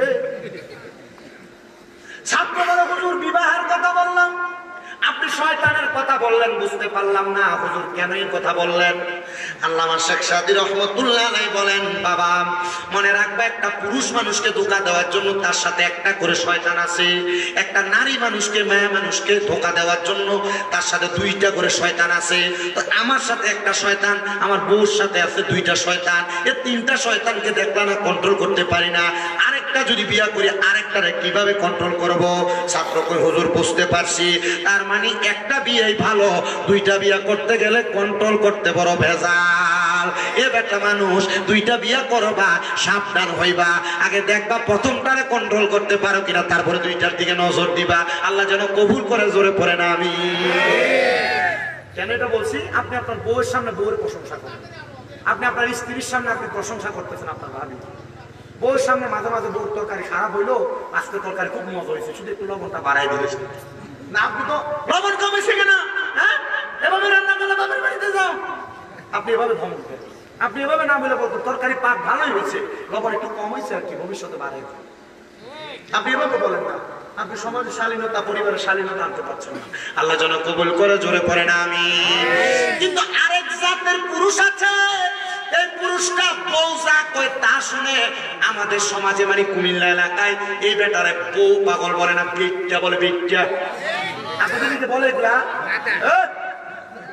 আপনাকে বলছে আঙ্গুল দিয়ে দেখাইতে, কি বলে মাদা। আপনি কি এটা কেন করতেছেন এখানে বসে? আমার মুসলমান ইমানদারেরা গভীর মনোযোগ দিয়ে বয়ান শ্রবণ করার চেষ্টা করেন। হে মুসলমান, এ নবীর উম্মতের দল, আশিক রাসূল ভাই বাবারা, বন্ধুরা, এবার আল্লাহর বান্দারা দুনিয়ার জমিনের ভিতরে বউয়ের কথা শুনে অনেকে মা বাপকে আলাদা করে দেয়, ভাব দেয় না, এমন সন্তানও আছে। আপনার বউ আপনার কথায় বলেছে, এ স্বামী তোমরা তো 2-3 ভাই, তুমি একা কেন তোমার মা বাপরে ভাত খাওয়াও, তারা খাওয়াইতে পারে না। এই কথা শুনে যারা তোমাদের মা বাপকে আলাদা করে দিছ, মা বাপকে বাদ দাও না, মা বাপকে জুদা করে দিছ, সন্তান তোমার কাছে আমার আবদার, আমি স্বামী দাদা যদি নওগাঁ রাজশাহী বিভাগের বড় আলেম আইনা ওয়াজ করাও আর মা বাপরে ভাত না দাও, মা বাপের প্রতি অত্যাচার করো, মা বাপরে তুমি অন্যায় ভাবে খারাপ আচরণ করো, এমন ওয়াজ দিয়ে কোনো লাভ হবে না। দেশ সন্তান এমন যদি কেউ করে থাকো, দাও তোমার পাও আমার সামনে দাও, আমি প্রয়োজনে আমার জিহ্বা দিয়ে তোমার পাও পরিষ্কার করে দিব। ওয়াদা করবা এখান থেকে বাড়িতে যাইয়া মা বাবার পা ধরে ধরে মাপ চাইবা, এ মা আল্লাহর রাস্তায় আমারে মাফ করে দেন। সন্তান আম্মা আব্বার কাছে মাফ চাইলে তোমার দাম কমবে না, সম্মান কমবে না, ইজ্জত কমবে না। আম্মা আব্বার কাছে মাফ চাইবা, মাফ চাইবা, মাফ চাইবা। মনে রাখবা মা বাবার কাছে ক্ষমা চাইলে আল্লাহ তাআলা তোমার সম্মান, তোমার ইজ্জত বাড়ায় দিবে, তোমার সম্মান, তোমার ইজ্জত বাড়ায় দিবে। আমি শেষ করছি বয়ানটা, কিন্তু অনেকে মাফ চাইবে দূরের কথা, হুজুর 2 ঈদের সময় আমি মা বাবার পা ধরে সালামি করি না, আমি মাফ চাইবো তো দূরের কথা। সন্তান রে, ওই মা বাবা তোমারে যদি মাফ না করে স্বয়ং আল্লাহ তাআলা তোমারে মাফ করবে না। মা বাপ যদি তোমার প্রতি নারাজ থাকে, আমার আল্লাহ তাআলা তোমার প্রতি নারাজ থাকবে। নবীজির ঘোষণা, সাখাতুর রব্বি ফি সাখাতিল ওয়ালিদাইন, আম্মা আব্বার অসন্তুষ্টিতে আমার আল্লাহ অসন্তুষ্ট হয়ে যায়।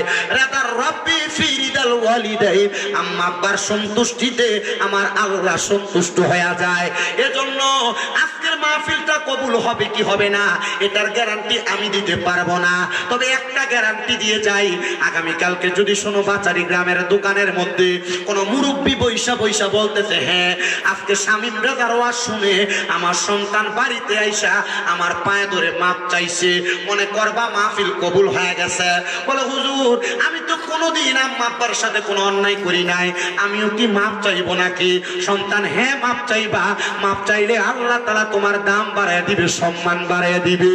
কিন্তু অনেকে চিন্তা করে হুজুর হুজুর যাদের বাড়িতে বাবা আছে তারা বাড়িতে যাইয়া বাবার পায়ে ধরে মাপ চাইবে, যাদের বাড়িতে মা আছে তারা বাড়িতে যাইয়া মার পায়ে ধরে মাপ চাইবে। হুজুর আমার তো আব্বা নাই, আমি কার পায়ে ধরে মাপ চাইবো? হুজুর আমার তো মা নাই, আমি কার পায়ে ধরে মাপ চাইবো? সন্তান মা বাপ যদি কবরে থাকে, মাপ চাওয়ার যদি কোনো সুযোগ না থাকে, নবীজির ঘোষণা মোতাবেক চোখের মণি কোঠার মধ্যে একটা মাছের মাথা পরিমাণ পানি ছাইরা দিয়া যদি কেউ কান্না করে, ওই পানি মাটিতে পড়ার আগে আমার আল্লাহ তাআলা তার মা বাবার জীবনের গুনাহ মাফ করে দেয়। এ পর্দার অন্তরালের মা বোনেরা, এ যুবক ভাইরা, মুরব্বী বাবারা, তোমাদের মা বুঝি কবরে, বাবা বুঝি কবরে। সামনে রমজান মাস আসতেছে, অনেকে মা বাবার জন্য আফসোস করবে, অনেকের মা বাবা তাদেরকে ভোরবেলা ডাক দিয়ে দিয়ে উঠে উঠে ভাত খাওয়াইতো। অনেক সন্তানেরা মা বাপ সুন্দর সুন্দর ইফতার তৈরি করতো, মা বাপরে নিয়ে বসে বসে ইফতার করতো। এখন মা নাই, এখন বাবা নাই, চোখের সামনে দামি দামি খাবার থাকবে, কিন্তু মা বাপরে খাওয়ানোর মতো ক্ষমতা তুমি সন্তানের নাই, কারণ তারা কবরে। সন্তান ওই মা বাবা যদি কবরে থাকে, আল্লাহ তাআলা তোমার মা বাপরে কবরে যেন সুন্দর খাবারের ব্যবস্থা করে দেয়, সুন্দর রিজিকের ব্যবস্থা করে দেয়, কবরে জান্নাতি নিয়ামতের ব্যবস্থা করে দেয়। আমি দোয়া করার আগে তোমাদের সবার কাছে বলবো, 50-100 টাকা, 500 টাকা, 10-20 টাকা, যে যা পারো কিছু কিছু করে একটা কাপড় আপনাদের কাছে যাবে। একটু মাহফিল কমিটির ছেলেরা দাঁড়াও, একটা কাপড় দিয়ে যাও। আপনারা যে যা পারেন মা বাবার জন্য দান করবেন। আল্লাহর হাবিবের ঘোষণা, আস-সাখিউ হাবিবুল্লাহ, দানকারী আল্লাহ তাআলার বন্ধু। আপনি দান করবেন, আল্লাহ তাআলার বন্ধু হয়ে যাবেন। 10-20 টাকা, 50-100 টাকা, 500-1000 টাকা, যে যা পারেন একটা চাদর নাও, চাদরে করে করে দিবেন। মা বোনের কাছে একটা চাদর পাঠাও। 10-20-50-100 টাকা করে যে যা পারেন দিবেন। যদি 500 টাকা নগদ দেন, 1000 টাকা নগদ দেন, আমার কাছে আসবেন, মনটা ভরে দোয়া করবো। আমি মুসাফির মানুষ, কারণ 3 ব্যক্তি দোয়া কবুল হয়, এর মধ্যে মুসাফির একজন। পারেন নাকি কেউ 10-20-50-100 টাকা করে দিবেন, নগদ একটু তাড়াতাড়ি করে, তাড়াতাড়ি দোয়া করে দিব। বিদায় হয়ে বাড়িতে যাবেন, ঘুমাবেন আরামসে।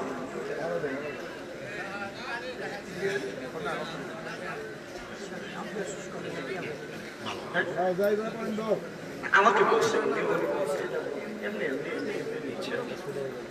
মারহাবা দেন, এটা সবাই সবাই শেয়ার। এটাতে আল্লাহ তাআলার বন্ধু হবেন। আল্লাহর কাছে দোয়া করব, আল্লাহ যেন আপনার মা বাবা জান্নাতের খাবার দেয়। বলো যে আমি 1000 টাকা নগদ দিব, এমন কেউ থাকলে বলেন। 500 টাকা নগদ দিব, এমন কেউ থাকলে বলেন যে আমি দিচ্ছি, আমার জন্য দোয়া করেন। এমন কেউ থাকলে মহিলা বেঁচে গেছে, তাড়াতাড়ি করেন, তাড়াতাড়ি সবাই জিকির করেন, সুবহানাল্লাহ ওয়াল হামদুলিল্লাহ, লা ইলাহা ইল্লাল্লাহ, লা ইলাহা ইল্লাল্লাহ, মুহাম্মাদুর রাসূলুল্লাহ। নারায়ে তাকবীর। সভাপতি সাহেব মারহাবা।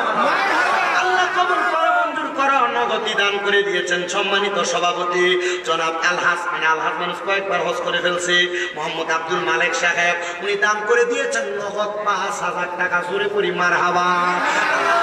মঞ্জুর করে, দানের হাদিয়া সোনার মক্কা মদিনায় পৌঁছায়, কামাই রুজিতে বরকত দেয়, হায়াতের রিজিকে বরকত দেয়, পড়ি আল্লাহুম্মা আমিন। আর দেখে দিবেন, একটু তাড়াতাড়ি করে দেওয়ার চেষ্টা করেন। 500-1000 দেওয়ার মতো থাকলে দিয়ে দেবেন একটু তাড়াতাড়ি। মা বোনেরটা একটু তাড়াতাড়ি নিয়ে আসো।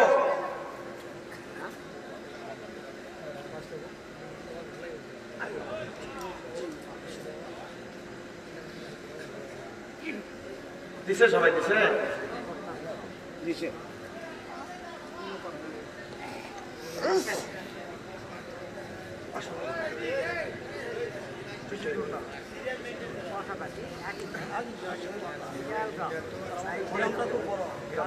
মানে এই শুধু বাসারি গ্রামে 22টা পাড়ায় বাসারি। আমি গুগল ম্যাপে ঢুকে দেখি বাসারি গ্রাম, দেখে দেখি পুরো নওগাঁর ম্যাপ যত বড় বাসারি গ্রামের ম্যাপ আছে।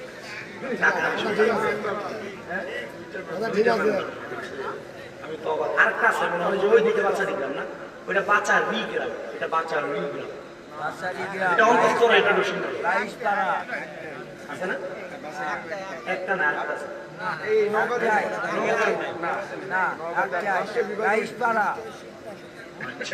আমি মনে হয় গুগল ম্যাপসে ঢুকছিলাম, তো ম্যাপসে ঢুকে আমি কোনো এলাকায় যাওয়ার আগে আগের রাত্রে আমার কার্ড ড্রাইভার গুগল ম্যাপসে ঢুকে আমি পুরো এলাকার দেখি, ডাইনে বামে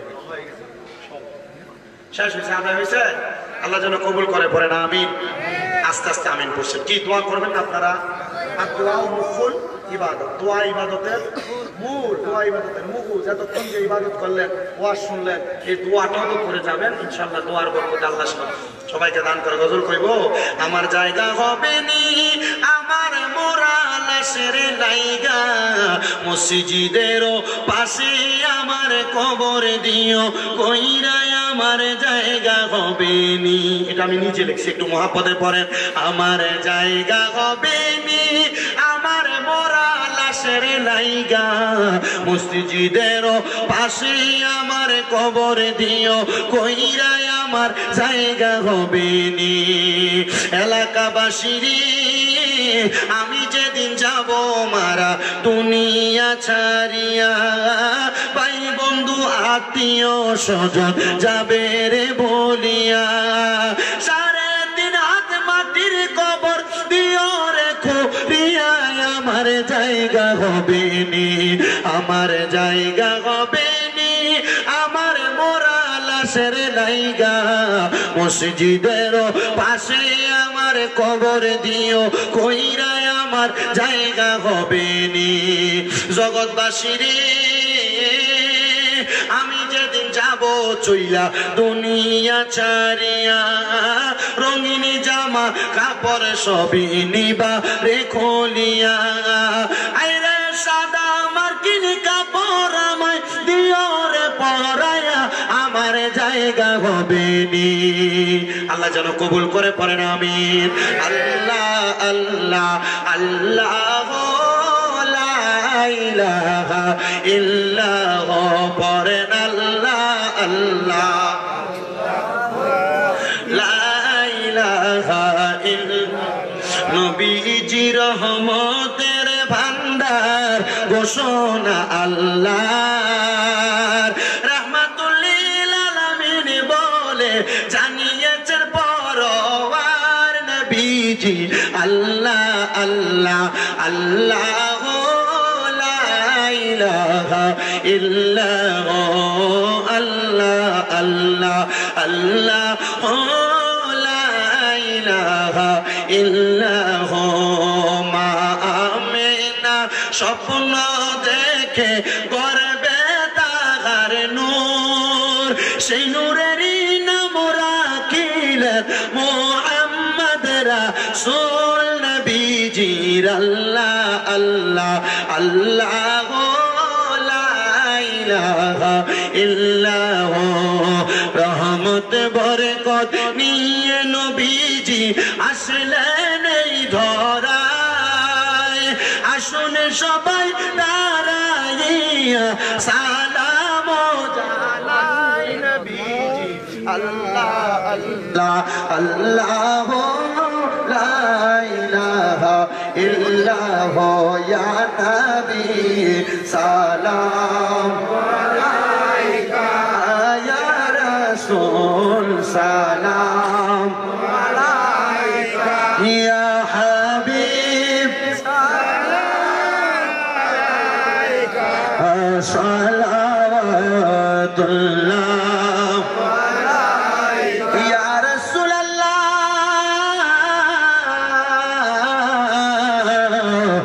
ইয়া হাবিবাল্লাহ। নবীজি আমরা মরণে থাকি বয়েকা, আমরা কবরে যাই বয়েকা, হাসরে উঠি বয়ে আপনারি দেখায় ইয়া নবী সালাম ইয়া রাসূল সালাম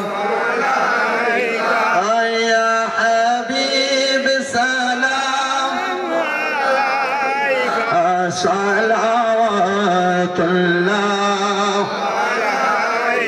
মা আমিনার নুরানি রেহেমে বাবা আব্দুল্লাহর হুজরা মুবারকে আসিলেন আল্লাহর নবী নিখিলের ধ্যানে রচবি ইয়া নবী ইয়া রাসূল সালাম ইয়া হাবিব সালাম সালাওয়াতুল্লাহ আমাদের মরণের কালে আপনাকে শিয়রে পেলে থাকবে না মরণ যন্ত্রণা এটুকুই মোদের কামনা ইয়া নবী ইয়া রাসূল সালাম আলাইকা ইয়া হাবিব সালাম আলাইকা সালাওয়াতুল্লাহ بلغ العلا بكماله كشف الدجى بجماله حسنت جميع خصاله صلوا عليه وعليه صلوا معي كعمبا صلوا على صدر الامين مصطفى ما جاء الى رحمة للعالمين بلغ العلا بكماله كشف الدجى بجماله حسنت جميع خصاله صلوا عليه وعليه नजर में मदीना गए बस मेरे जिंदगी ज़ुबा पर या रसूल अल्लाह ये मेरे बंदगी रसूल खुदा से दिल को सलाम कहना और बागे मदीना से एक फूल तो पिलाए ना बलगल उला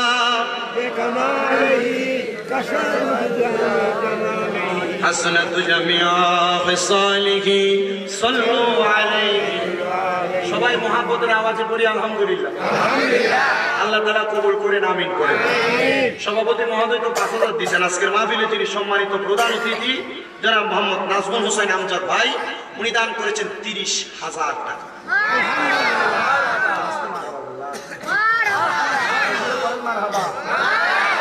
আল্লাহ কবুল করেন বিশেষ সাথে যেন ভবিষ্যতে দেওয়ার সময় আরেকটা শূন্য বাড়ায় দিতে পারে সেই সম্পদ আল্লাহ ওনাকে দান করুন দোয়া করতে অসুবিধা আছে উনি যদি এখন 30 দিতে শূন্য একটা বাড়লে কত হবে যদি এই সম্পদ ওনাকে বেশি দান করে দেন উনি 3 লাখ দিতে পারবে না আল্লাহ দোয়া করবেন যেন 3 লাখ দেওয়ার মতো সমর্থন আমিন সবাই একবার সূরা ফাতিহা তিনবার সূরা ইখলাস কয়েকবার দরুদ শরীফ পড়েন আউযু বিল্লাহি মিনাশ শাইতানির রাজীম বিসমিল্লাহির রহমানির রহিম আলহামদুলিল্লাহি রাব্বিল আলামিন আর-রাহমানির রহিম মালিকি ইয়াউমিদ্দিন ইyyaka na'budu wa iyyaka nasta'in ihdinas siratal mustaqim siratal ladzina an'amta 'alaihim ghayril maghdubi 'alaihim waladdallin bismillahir rahmanir rahim qul huwallahu ahad allahus samad lam yalid wa lam yulad wa lam yakul lahu kufuwan ahad bismillahir rahmanir rahim qul huwallahu ahad allahus samad lam yalid wa lam yulad wa lam yakul lahu kufuwan ahad bismillahir rahmanir rahim qul huwallahu بسم الله الرحمن الرحيم صلى الله عليك يا رسول الله صلى الله عليك يا رسول الله صلى الله عليك يا رسول الله صلى الله عليك يا رسول الله صلى الله عليه وسلم أرني بجمالك يا رسول الله أرني بجمالك يا رحمة للعالمين الله تعالى প্রত্যেকের মরণের আগে রাসূল পাকের দিদার নসিব করুন আমিন যারা মাহফিলের আয়োজন করেছে যুবক ভাইরা যার নেতৃত্বে হয়েছে তারা সহ আল্লাহ যেন এদের ওসিলায় পুরো কবরবাসীর কবর আযাব মাফ করে যারা বেঁচে আছে প্রত্যেকের হায়াতে বরকত আমিন সর্বপ্রথম আমাদের বক্তব্য আছে তাইলে আবু কালাম আমি তো ওয়াজ করছি না 2 ঘন্টা আপনারা আমার জন্য দোয়া করবেন না কয়টা মাদ্রাসা বলছিলাম মনে আছে 6টা মাদ্রাসা 1170 জন লোক আছে কতজন আপনি বলছেন আমি যদি আন্দোলনে নামে কি অবস্থা হবে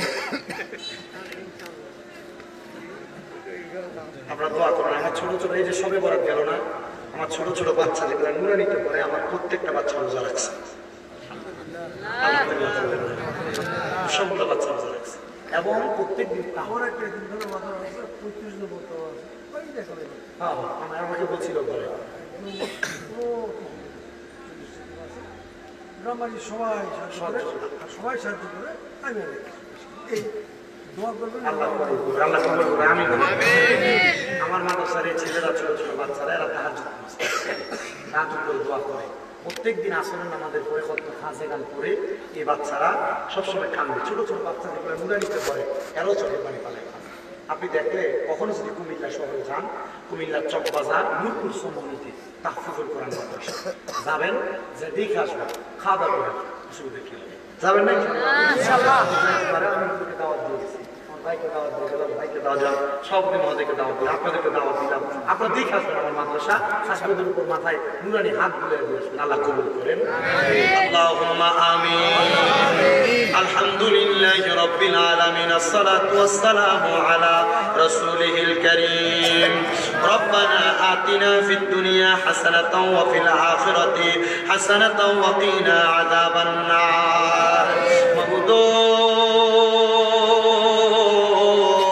ও দয়াল আল্লাহ একটু রহমতের নজর করে তাকিয়ে দেখেন আল্লাহ এই নওগাঁ জেলার অন্তর্গত বাচারি গ্রাম নতুন ঈদগাহ ময়দানে দ্বিতীয়তম বিশাল এই তাফসীরুল কোরআন মাহফিলে আমি গুনাহগারের সাথে সম্মানিত সভাপতি প্রধান অতিথি উলামায়ে কেরাম বিশেষ করে দাড়ি পাকা মুরব্বী বাবারা যুবক নওজোয়ান ভাইয়েরা ছোট্ট ছোট্ট মাসুম বাচ্চারা পর্দার অন্তরালের আমার কত মা বোনেরা আপনি আল্লাহর শাহিন শাহী পাক দরবারে গুনাহগার কাঙ্গালের বেশে দুই কানা হাত বানাইছে আল্লাহ প্রত্যেকের হাতগুলা আপনার শাহিন শাহী পাক দরবারে কবুল আর মঞ্জুর করে নেন আল্লাহ আপনার মুনাজাতের হাদিয়া আখিরি নবী মুহাম্মদ মুস্তাফা সাল্লাল্লাহু আলাইহি ওয়াসাল্লামের রওজা মুবারকে কবুল ও মঞ্জুর করেন নবীর যত সাহাবায়ে কেরাম আহলে বায়াত সহ সকল আউলিয়া কেরামদের দরবারে আমরা যারা হাত বাড়াইলাম অনেকে আছে যাদের জগতের মধ্যে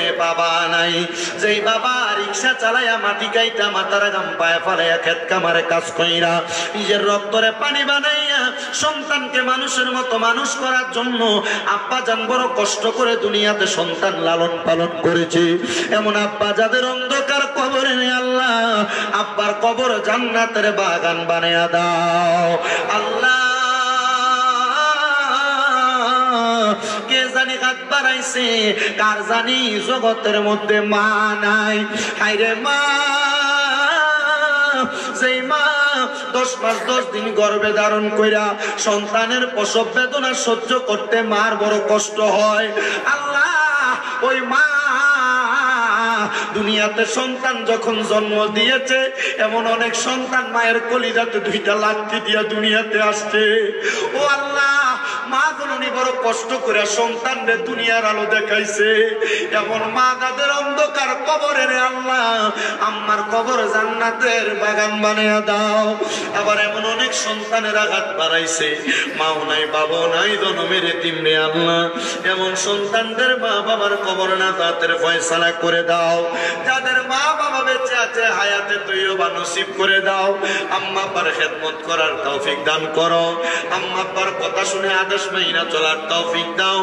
ও আল্লাহ, মা বাবার বংশ, নানা নানির বংশ, দাদা দাদির বংশ, আত্মীয় স্বজন যারা কবরে, প্রত্যেকের কবর নাজাতের ফয়সালা করো।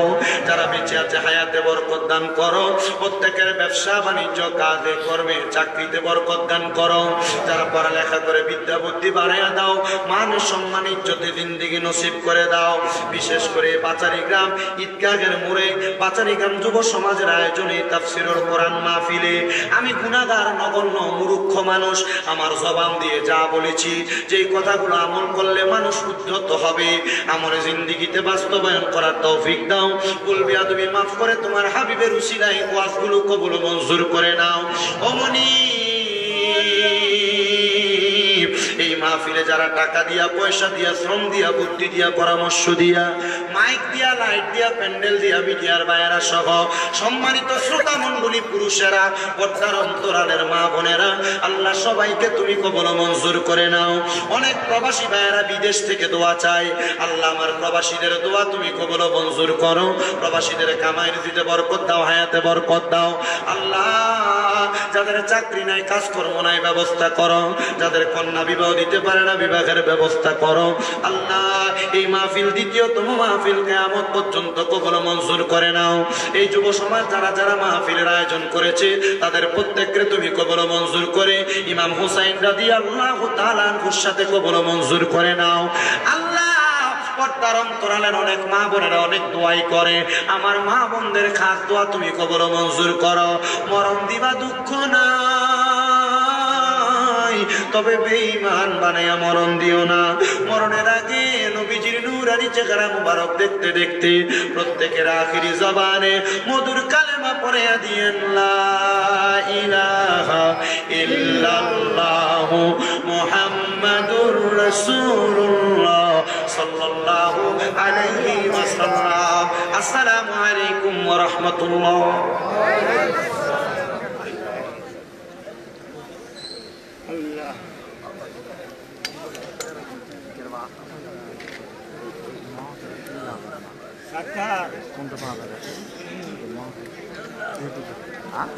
ইউটিউবে মোবাইল আছে, মোবাইল নাম লেখা থাকবে ইউটিউবে, নাম লেখা টিকে ইউটিউবে নাম লেখা থাকবে।